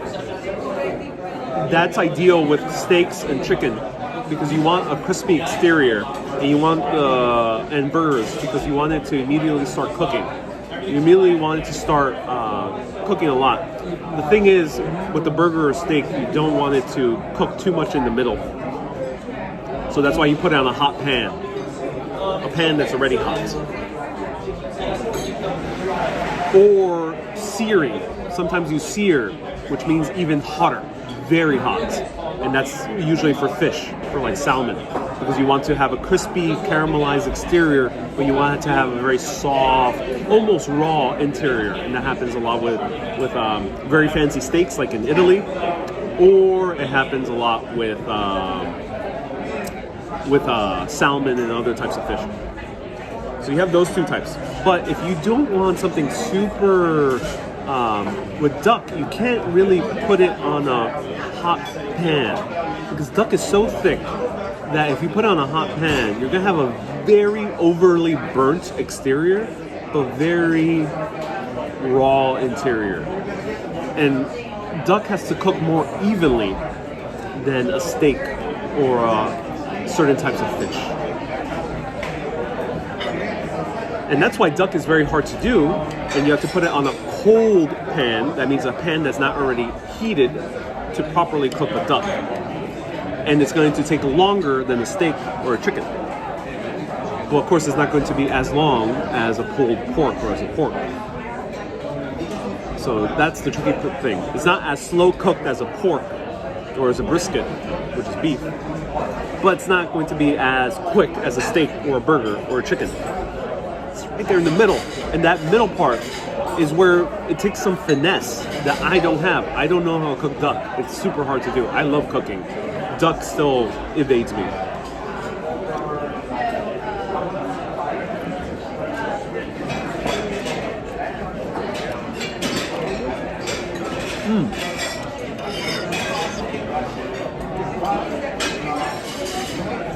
So let's try the veggies.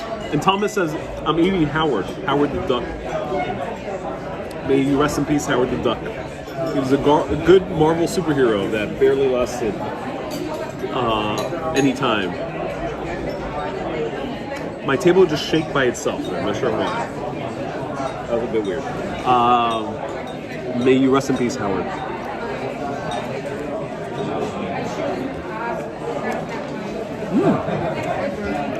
Good veggies. The veggies are good. I'm not sure what they are. If anyone read the menu closer than I did, let me know what the veggies are. Good veggies. Nice and soft. Oh, it's very good food. Yeah. Also have a cup of water, please. Cheers for thinking. Very good veggies. Very soft, very tender.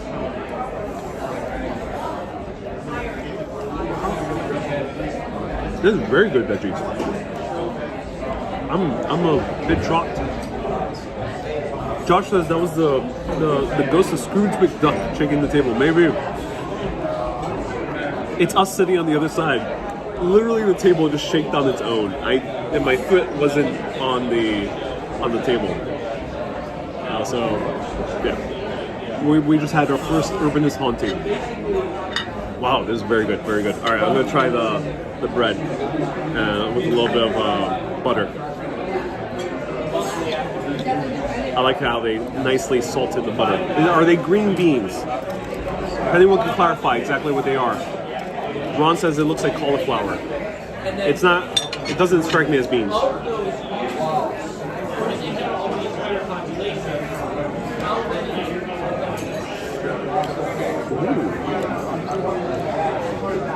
Wow. Thank you so much. Yes, sir, you're welcome. Wow. They really did an amazing job with the bread and the butter. It's really good. Wow. Again, I came here with very low expectations. I was thinking that the bread was going to be kind of a supermarket bread taste. This does strike me as a bakery. And yes, it is a bit of a thin slice, but it's a very, very good thin slice. It's nicely grilled. It's not like a fake grill that sometimes happens. So they nicely grilled the bread, and the butter that they're using is pretty damn good as well. I love the sea salt that they put on top of it. It's really great bread.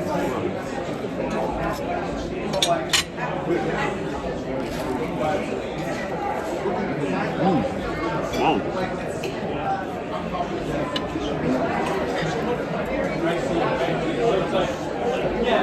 Is there a hole in it? It says Susie. A very small hole, yeah. Happens with bread. It's normal. I don't think our friend is joining us in the restaurant. The one that showed outside.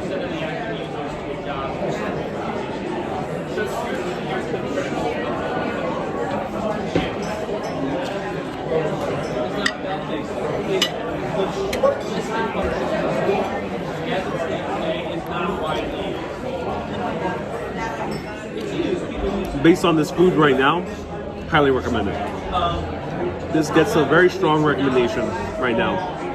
Just by the food alone, this has surpassed my expectations. This is Pershing Square, right in front of Grand Central Terminal. Literally right in front of Grand Central Terminal. And great, great food. Let me show you a little bit closer. Oh, trust me, I'm gonna eat that full duck. And the bread, the veggies, which are very good. Also like the veggies, the sauce is very good, as you can see. Nice skin on the duck. The other hard part about the duck is that it's very hard to cook because the skin is so thick.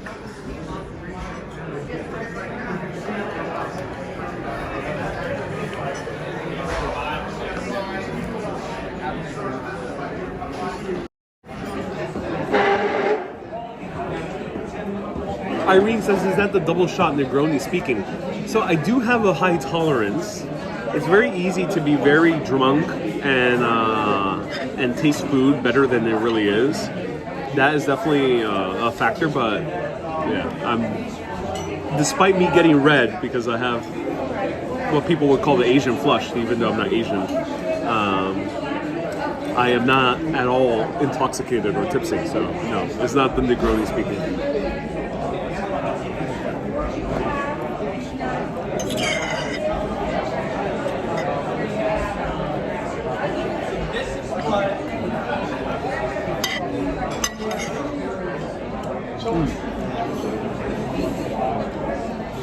They use great herbs as well with these veggies.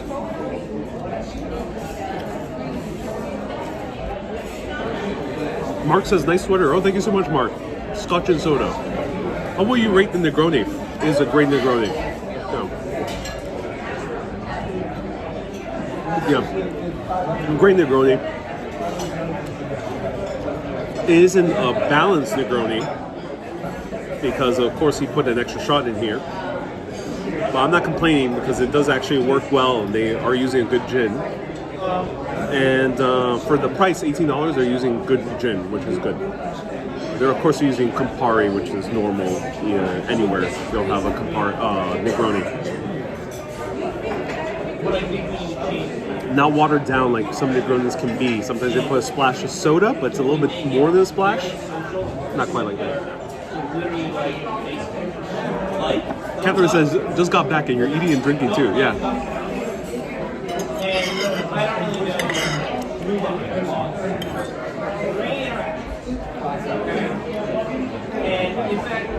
Okay.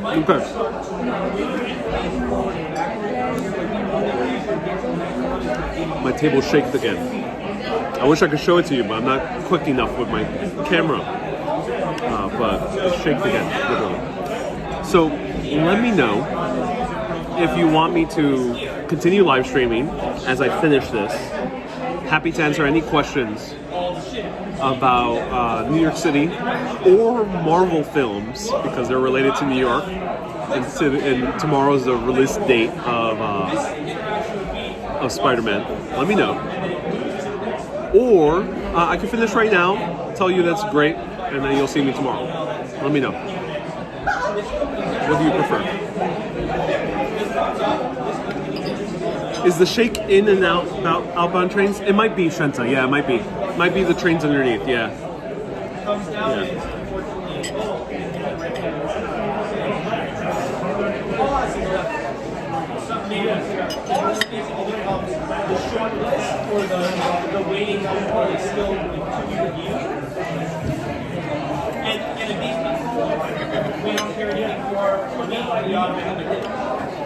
Philo says Spider-Man hype. Kay says yes please. Marina says yes please. Helen says continue. Lamb, basically basically any good Greek restaurant. Here in New York, yes, but not in Greece. They barely ate lamb in Greece. Susie says yes, let's chill a little bit longer.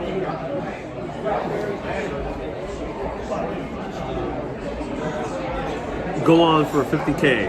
Mukbang all the way, says Consanity. Yes, please. Love lamb, but then again, I'm Irish, says Candace. Irish, I love that they ate a lot of lamb. I was disappointed that in Greece they barely had lamb, even though the immense amount of lamb and goats and sheep that they have, they barely ate it. Mag says, keep on going. Okay, everyone. I will feature the coffee here and show you the coffee here at this restaurant.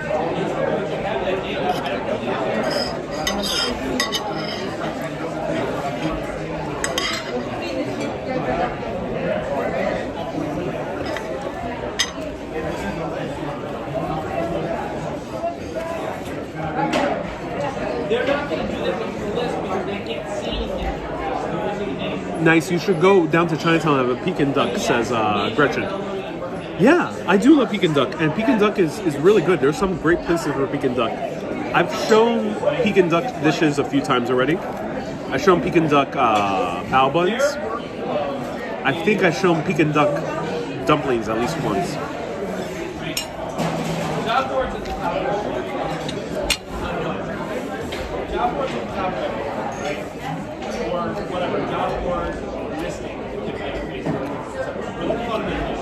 Wendy says, can you see me under the table? Always happy to say hi for a few seconds out in the street, but please, when I'm doing food, do let me be. I love putting full focus on the food and the video. It is my sanctuary. Cool Cat says, love these historic locations. I'm so glad. I'm glad a lot of people recommended this. I did not think this would be a worthy restaurant to show, but I'm glad to be pleasantly surprised. So feel free to ask me anything as I munch on food for all the world to see.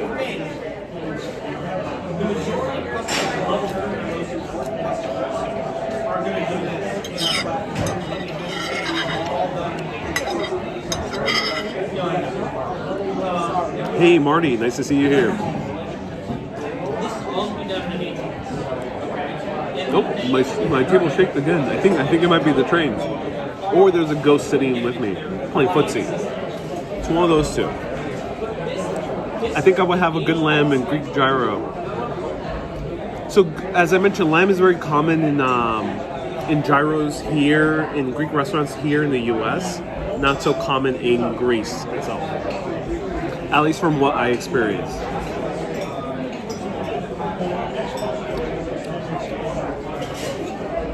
BP says, you're looking a little bit red. It's this. I get the flush.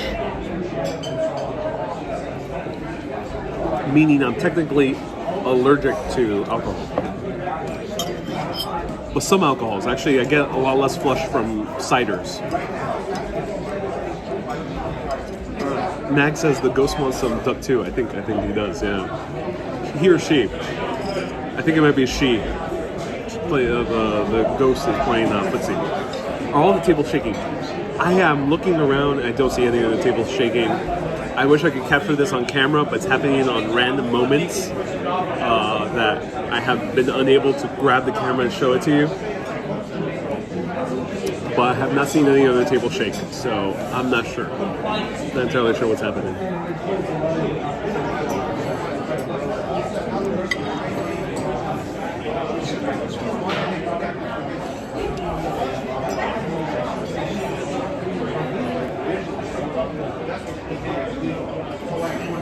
JD says I'm getting a special treatment. Might be. Yeah. It happens, yeah. It might be that's why you give me an extra shot. Very nice. It happens, bringing a camera to a place and doing a video, literally talking to the camera during the video. People sometimes assume I'm a food critic or a food vlogger, and they assume that I am reviewing the food. So that's why sometimes I may get nice treatment. So pro tip, if you want the utmost treatment in a restaurant, in America, doesn't apply to everywhere in the world. In America, if you want the utmost treatment, just talk to yourself to a camera. Have a nice gimbal at least. But it doesn't apply everywhere. Because in Italy, it's just plain awkward. In Greece, they were super friendly, so it does work in Greece. In Ireland, it worked almost everywhere. I got the most amazing treatment everywhere in Greece, in Ireland. But there was one restaurant, that super high-end restaurant, where they were very, very weird.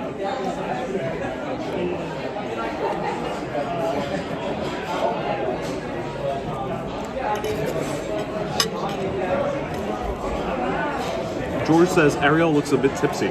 I'm 100% sober, George. I am so sober. I can walk a straight line by taking a bunch of curves.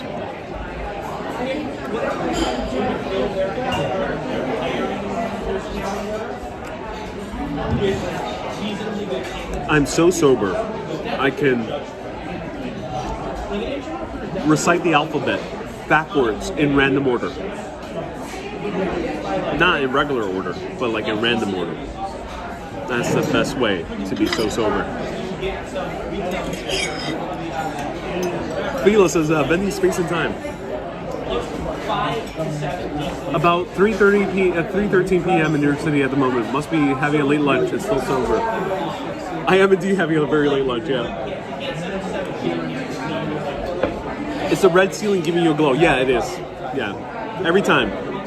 Alcohol and the ceiling. Every time. That combination. So feel free to ask me anything about Marvel. I would love to answer any questions about Marvel and New York City. Or discuss anything about New York Marvel movies. Let me know.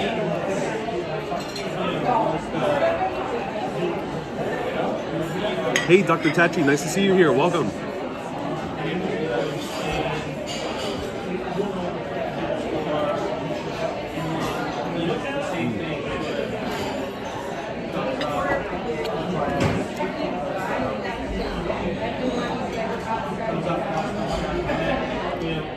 The last duck. The one duck to rule them all. The very last piece.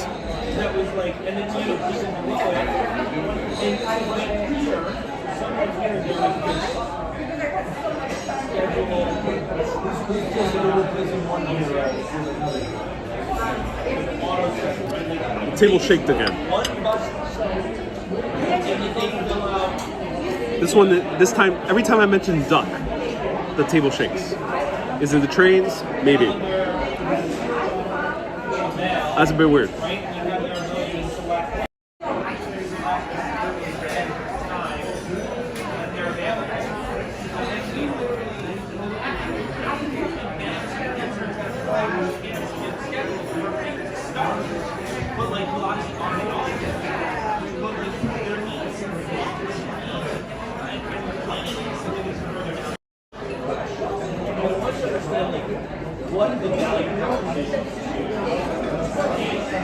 Okay, so the table shakes. I'm gonna stand away from it, sit away from it.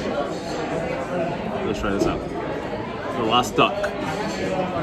No table shaking, okay. Right. Do you have a new pair of Converses every week to keep them white, says AR? That's a great question, AR. No, I don't have a new pair of Converses to keep them in pristine white condition every single week. I do not. I just have learned the art of walking in New York in a way where I don't step on anything that could ruin the look of the white sneakers. Cheers.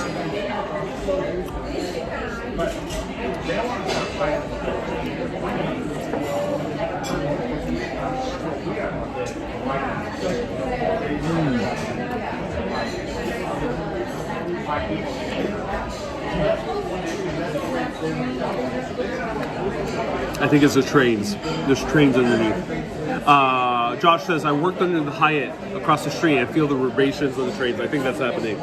The trains underneath. That is, my mouth was consumed in the tsunami of duck juices. And my tongue drowned in it with the utmost of joy. That was great. Great duck. Thank you, Howard, for your sacrifice. Everyone, give Howard the duck a moment of silence, because it's a Marvel themed kind of day. We're right underneath where the Avengers destroyed Manhattan. And that's why now we know why Howard the Duck, the often ridiculed Marvel superhero that no one knows, very few people know unless you really love Marvel. He appeared in the post-credit scene of Guardians of the Galaxy. Now we know why he's not in the films. May he rest in peace. Silence for Howard the Duck. He did a worthy sacrifice. Marina says, so happy you're not vegetarian. Indeed. Brittany says, ducks are so cute. Indeed they are, yeah.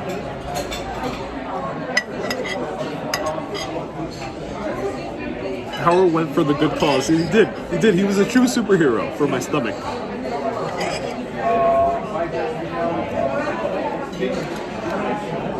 Howard Duck not only saved the day, but saved my appetite. Candace says, is Howard a giant duck? So yeah, a little bit of context. Howard the Duck is literally a sentient, intelligent duck that is a superhero in the Marvel Universe. He's I think he toes the line. He's kind of like an anti-hero. He's not always so good, he's not always so bad. I actually don't know too much about him. There was one movie made about him back in the 80s that I always wanted to see when I was very little. But my parents refused to rent it for me. I'm not sure why. Maybe because it was so terrible. They thought, don't even waste your time watching that film. It's one of the worst reviewed films of that era. The 1986 film. Thank you so much, Janice. Yeah, that's Howard the Duck for you. And he is featured slightly in the post-credit scene of Guardians of the Galaxy, where one of the characters sees Howard the Duck, and he's voiced by Seth Green. So that's the short history of Howard the Duck. Superhero that almost no one owns. And now I'm gonna do what I'm not sure if it's so appropriate in New York City, but I'm gonna pretend I'm in Italy.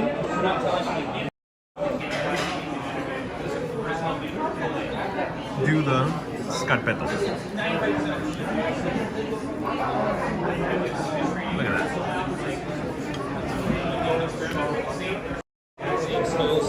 Italy, there's the concept of dragging your bread over the plate. Not all places in Italy, definitely not in Milan, but other parts, yes.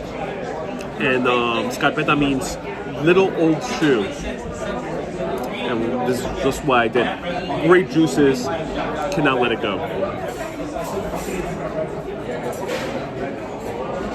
So like that's obviously fundamentally if the way that George says very nice mop drop. Oh yeah. I'm an expert at the scarpetta. I have got a very expert degree in scarpetta.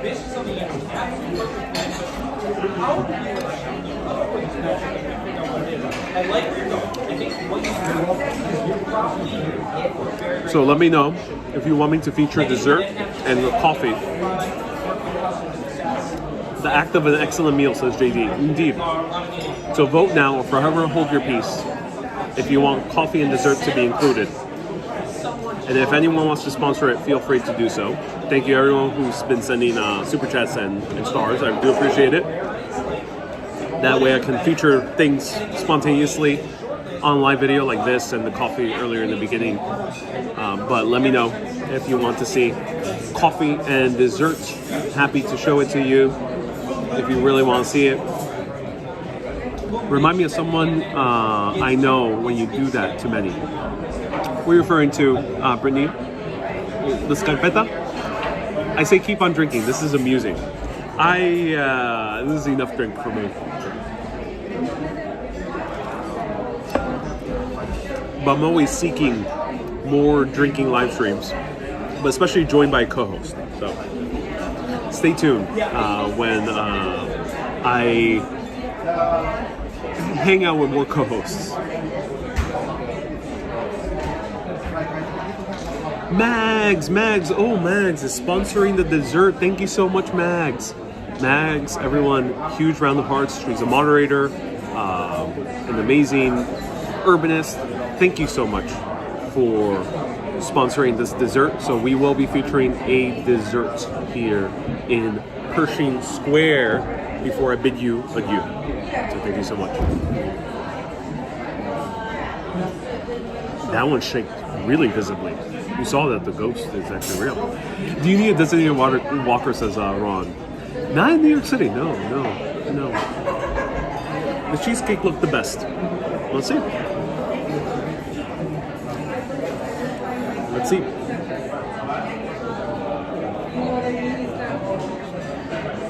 Panajota says, let it go, can't eat any more duck anymore, let it go, go for coffee now.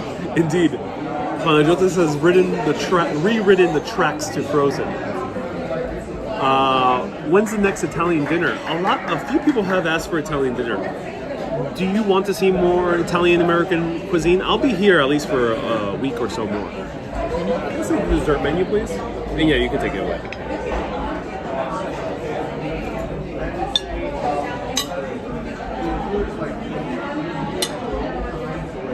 Thank you so much.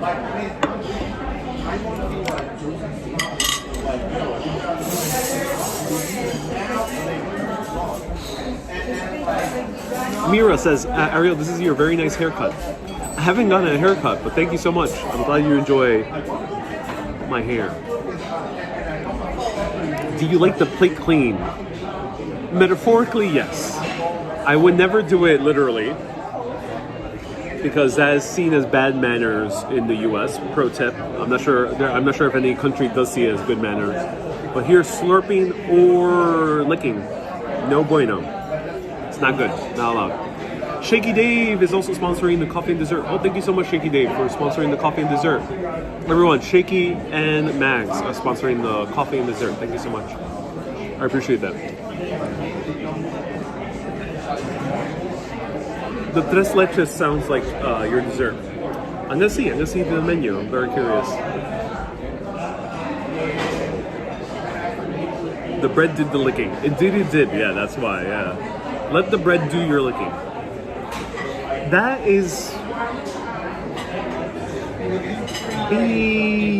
Be discerning if you do that. If you're eating something very fancy, or it's a really important event, then maybe don't do the bread on the plate. It might not seem as uncouth, I think is the best term, as nice to do. But if you're on your own or you're hanging out with a friend or a significant other and you're in the US, you can do that all the time. Just be discerning. It's not like a country like Central and Southern Italy where it's actually expected to do the bread swiping. Catherine says you can be discreet with the bread swiping. Yeah, you can be discreet. Just be discerning in the situation you're in. Yeah, it's very different. Wendy says no licking then. Okay, just drooling. Marianne is also sponsoring the coffee and dessert. Thank you so much, Marianne, for the 1,000 stars. That's so wonderful of you. Nearly $20 because Facebook is doubling stars this month. Thank you so much for the $20. Hi, Keith.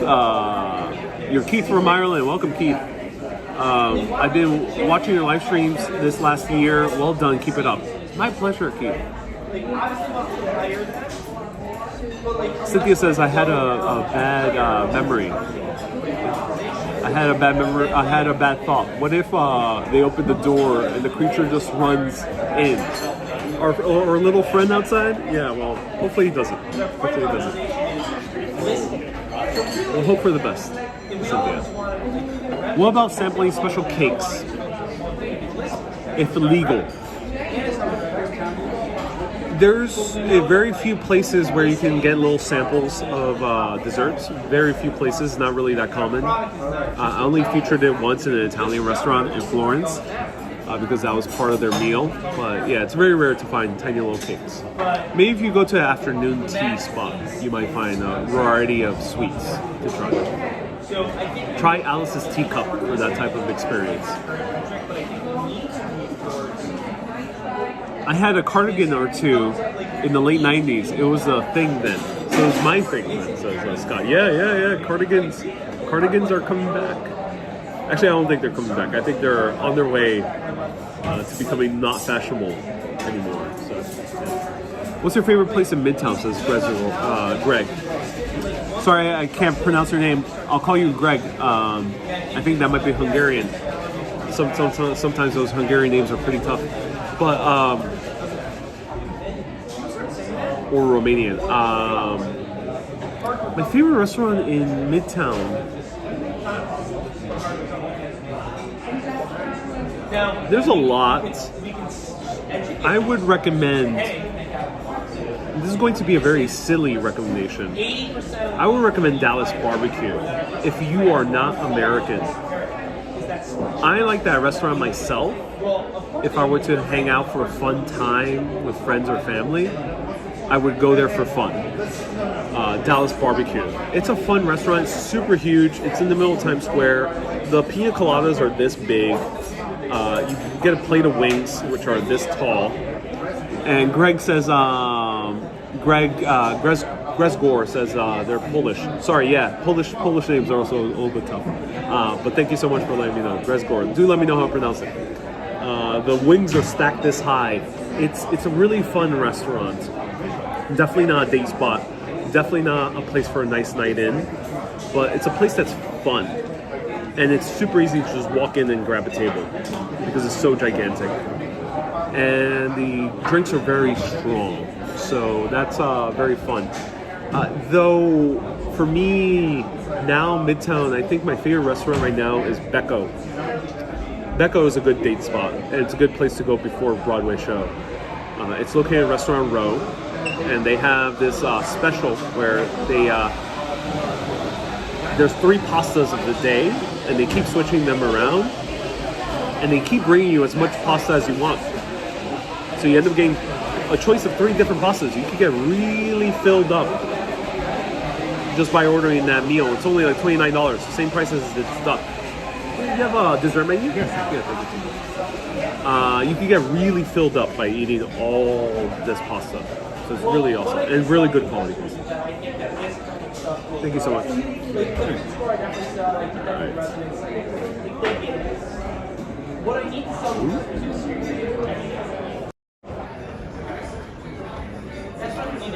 So we got New York cheesecake, warm chocolate brownie sundae, seasonal fruit crostata, mixed berries, A gluten-free chocolate cake? What? Oh. Gluten-free chocolate cake. Nah, it's interesting. Ice cream. And let's see. There's a tea menu. Oh, nice tea menu. This is nice. Very good tea menu.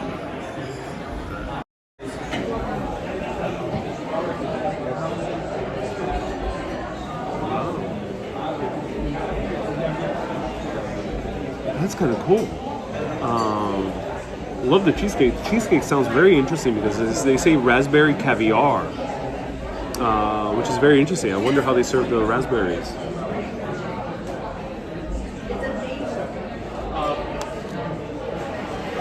In honor of a bakery that recently is no longer here, right by Grand Central, I'm ordering a very specific dessert here. It's something that is not New York style, but it is very typical American, and I think we need to try it out. I think we need to pay homage to this great country of America. I'll have the gluten-free chocolate cake. Do you have espresso? Yes. I'll have Americano, please.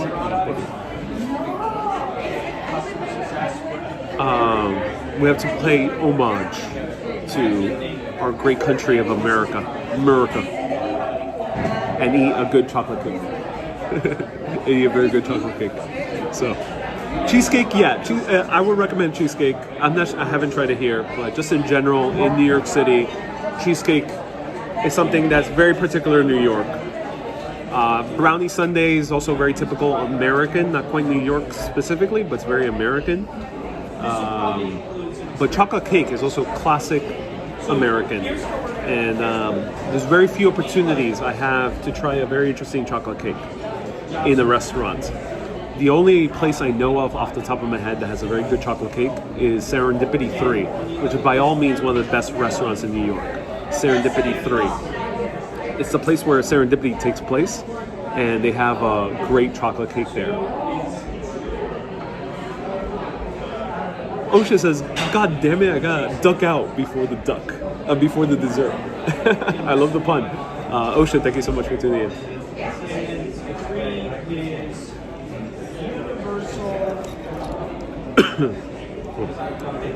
Wrong hole. Be careful, ladies and gentlemen. When you're having fun, please be sure to not go down the wrong hole. Please be sure, okay? PSA, okay? Don't ever go down the wrong hole. It'll be very embarrassing for everyone. Very embarrassing. Don't do it.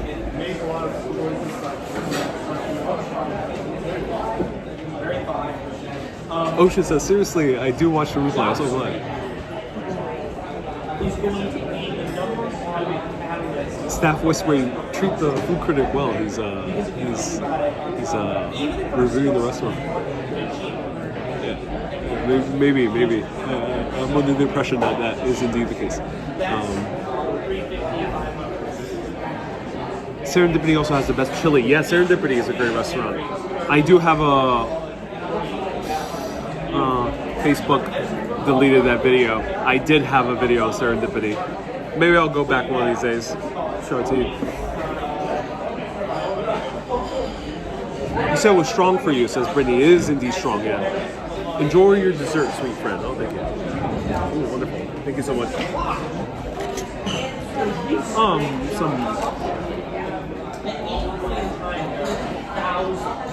Mag says, no touching that comments. Ladies and gentlemen, I'm talking about drinking. Thank you. Thank you so much. Finished with the Negroni? Yeah, I did. And great Negroni. Amazing. Thank you so good, much. right? Yeah, very good. Yeah. I like the mistake. You like the mistake. Thank you. Chances of this being no, Espody. I personally, when I make these, so Espody's asking, do I expect ever to have a meal covered. Not if I reach out to them beforehand, I collaborate with the restaurant, I feature them. Yes, that is usually implicit. It doesn't really have to be explicit. It's implicit. Not in this case. No, I never expect that. It happens very few times. It happened to me very few times, but I never do expect it at all. Of course, because this is random. I'm coming here. Yeah. So the chances probably very low also in terms of because that usually happens if a restaurant is already super popular on social media, or it's a very small mom and pop shop, like my friends at the pizzeria. Then that might happen because they're very excited to see a video and they do it. Let me show it to you. Oh, so this looks like a good Americano. I like the crema. That's nice. A good Americano. I'm glad that they have espresso. Now, always gotta ask just in case, because in New York and other parts of America, you might ask for Americano and they'll just serve you drip coffee. So do ask if they have espresso. And here's the chocolate cake. This is more of the presentation is gorgeous. I love whatever this thing is. What is this thing? Do let me know. I don't know what the thing is, but it looks good. I like the drizzle on it. It looks nice and drizzled with a random sauce. Seems like the chef had a lot of fun drizzling all that sauce all around this chocolate cake. And I'm a little bit disappointed, but it's not on the restaurant. It's just a personal disappointment.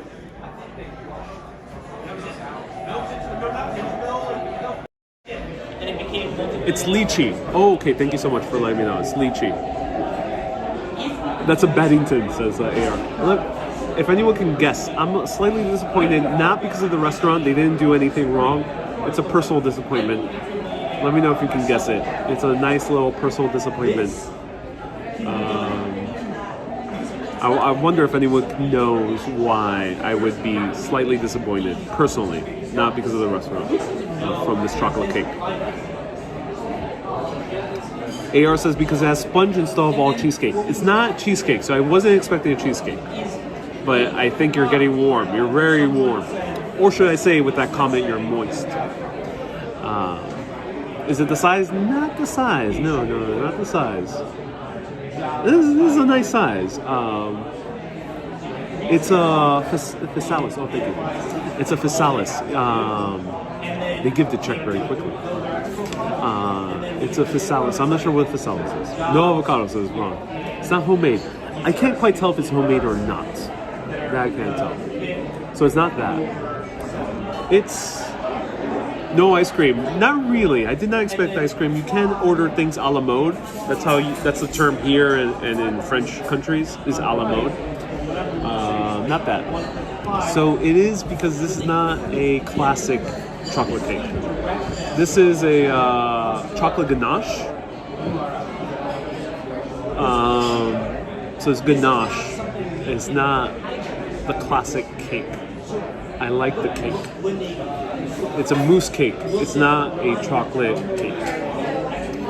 They should have put a mousse or ganache on the name rather than just calling it a chocolate cake, because I was expecting a proper cake. So that's why I'm a little bit disappointed personally.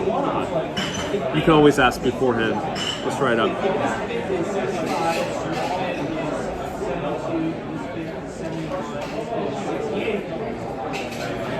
Primal says, why do I feel like I'm on a date? It's because you are. Welcome to our date, Primal. Welcome. How have you not known? Kay says it's not a cake. Yeah. It's a mousse. It's a mousse. Let's try it out.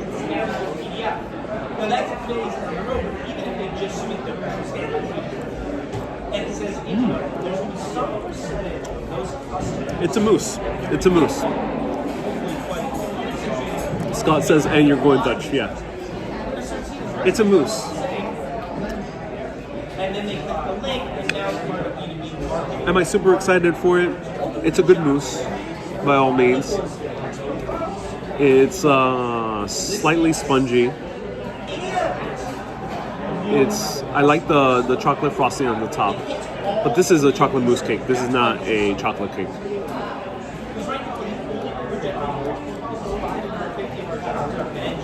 I do appreciate it though. It's nice. But just fair warning, if you are a restaurant and it's a mousse cake, please put mousse in the title.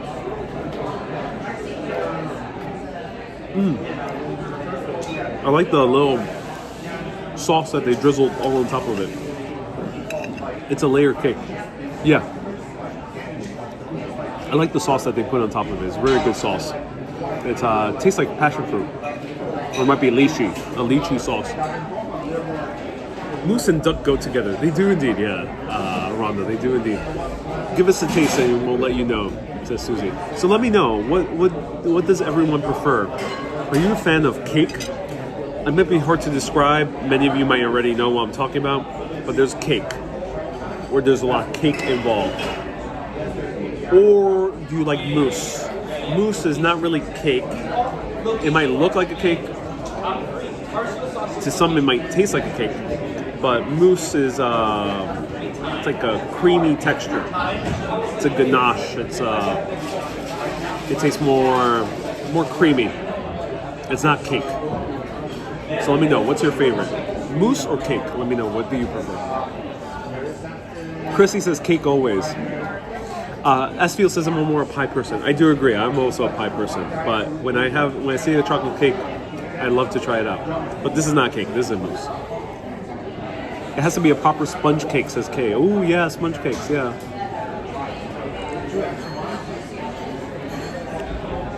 Nice espresso. Classic espresso, classic taste. Has that kind of diner taste in the good way. They're definitely not using some type of fancy beans. They're using some type of big company. But if you miss the days of Choco Nuts here in New York, Choco Nuts was a famous company for coffee back in the day. I remember when I used to hang out with Allen Ginsberg back in the 1940s. We would have a lot of Choco Nuts. I mean, I read it in a book that he used to drink a lot of chocolate nuts. I was not having dinner with him at all. It tastes like that. Yeah. It tastes like a good chocolate nuts in your mouth. Big bunch of chocolate nuts in your mouth. I'm referring to a company of coffee, by the way.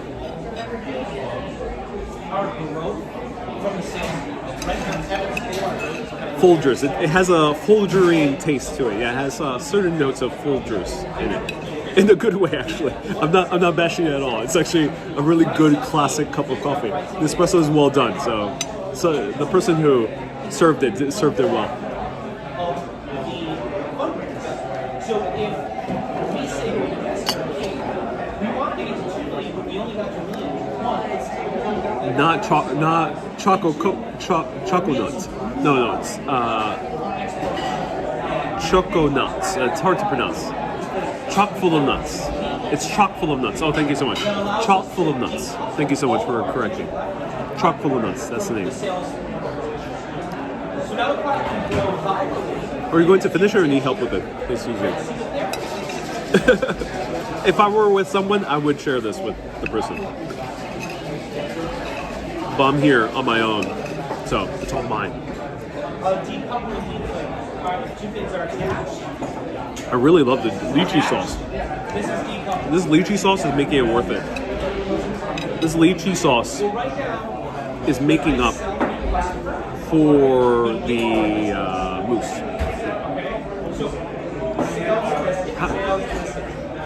If you had to choose, dinner date with David Bowie or Felicity Jones, says that's Bodie.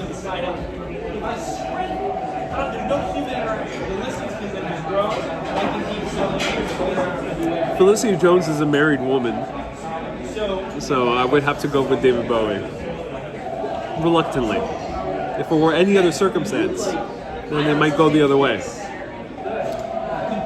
But I mean, presented with that type of choice, How can I not choose David Bowie? It'll be difficult. It'll be very difficult. So David Bowie. Ron says you're not your own. There's 417 people here. I have gone live for a while. Oh my god. Ladies and gentlemen. Let's try this lychee. Let's try this little ball of sugar with a little brown tip to it. Let's see if this hits the spot.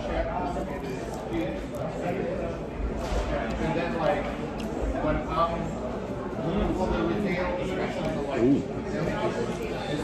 It does hit the spot. It's very juicy. Very...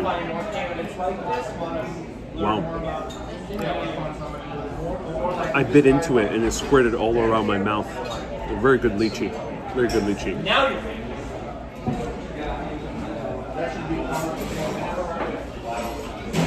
David Bowie was also married. Well, I wouldn't be interested in David Bowie that way. So yeah, we have a nice platonic dinner with David Bowie. It's gooseberry area. Oh, thank you so much. Gooseberry. It's not lychee. It's gooseberry. So I've been to the gooseberry. Yeah, it's gooseberry because it's on the menu. Been to the gooseberry and it exploded in my mouth. Squirted all around. So it was a nice moment right there with the gooseberry. Me and the gooseberry having a very nice intimate moment together.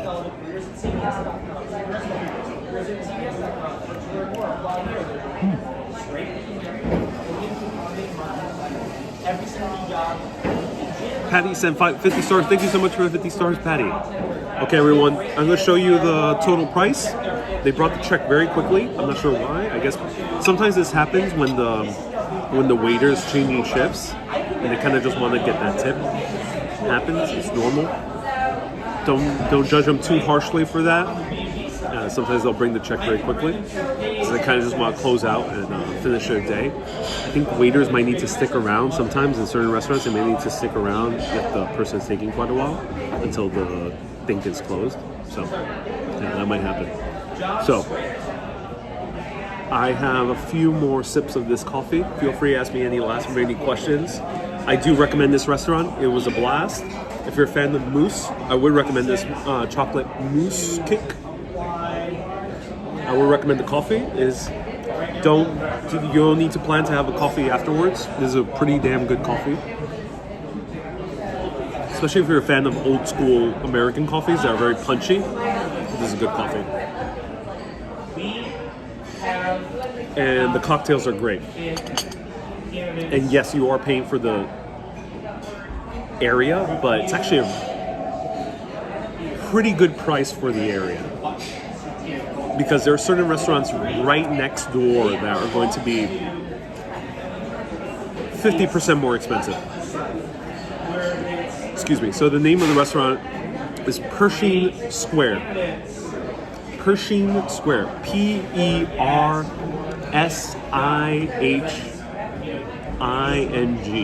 Pershing. And let me show you the... Thank you so much, Mags. Are you going to comment about the cake slash mousse? No, and no. There's no reason to complain at all. Again, it's not on the restaurant. In America, it's always a gamble when you see something called chocolate cake. It's always a gamble. I'm pleased by all means. It's always a gamble when you order chocolate cake. You can clarify with the restaurant. Now I know to always ask the waiter or the waitress about whether it is cake or mousse. But in America, sometimes people do call it mousse cake. And yeah, it might happen.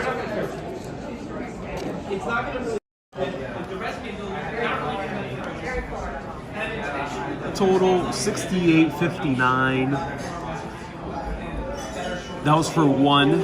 You can share this if it was an early lunch. I think it is something you could split with someone. But if you're here with someone else, just assume double the price. You'll be spending 100 something with someone. Negroni was 18, duck breast was 28, which was from Long Island. Oh, interesting. So it was local. The chocolate cake was 12, the Americano was 5. Pretty normal to pay that much for a coffee. Sometimes it could be more expensive. So good enough price for the coffee. One thing is that's super expensive.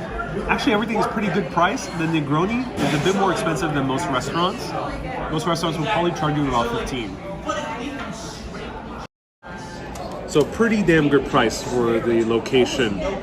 If you were in the higher end restaurant, you would pay about 20 for the cocktail. The duck would be around about 35 if you were in a higher end restaurant. But of course, there's a lot of places that are cheap here. And Nicole says, well, 12 bucks for the cake, yes.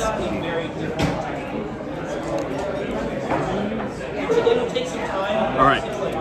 I'll stick around for 3 more minutes. Feel free to ask any questions. Everyone, highly recommend Pershing Square. I had a blast. This was really great. Shout out to the people who sponsored the dessert portion. I appreciate that. And that Negroni is a wee bit high. Indeed it is. Cocktails do run that high nowadays in Manhattan. If you want to drink a little bit cheaper, your best bet is to go to East Village. Oh, thank you. Go to East Village, or Brooklyn would be even a better bet for cheaper prices. Shower time for me, says Wendy. Everyone, thank you so much. Let me see if I missed any questions. That cake was gluten-free, so it wasn't a cake. You can make a classic cake gluten-free. It's just it would be use a different base, not wheat. But you can get the same cake consistency gluten-free. I've done it myself. I cooked gluten-free cake before, and it tastes pretty damn good. So, not all gluten-free cakes have to be mousses. Thank you so much. Thank you. Great food again. Yeah, have a good day. Everyone, let me see. Are going to show us Lower Manhattan. Stay tuned next week. I'll be going live on a daily basis up to the 24th. Stay tuned. I will announce the schedule tomorrow at 7:30 p.m. I'll be doing a review of Spider-Man No Way Home from a New Yorker's perspective. I grew up in Queens just like the main character does. And of course, the comic was also made and developed here in New York. So I'll give you context from a New Yorker's perspective of the film. How does it show New York? Is it worth the way they show New York in scene? There'll be a no spoiler section, and there'll be followed by a spoiler section. I'll let everyone know how heavy I will go into spoilers. Depends on how the movie goes. And I'll see you at 7:30 p.m. 7:30 p.m. Be sure to tune in for the first 30 minutes if you want no spoilers. After that, there will probably be spoilers. Keep being awesome, and always keep on exploring. Have a good day, everyone. Bye-bye. Bye-bye from Pershing Square Beautiful Restaurant. Have a good day.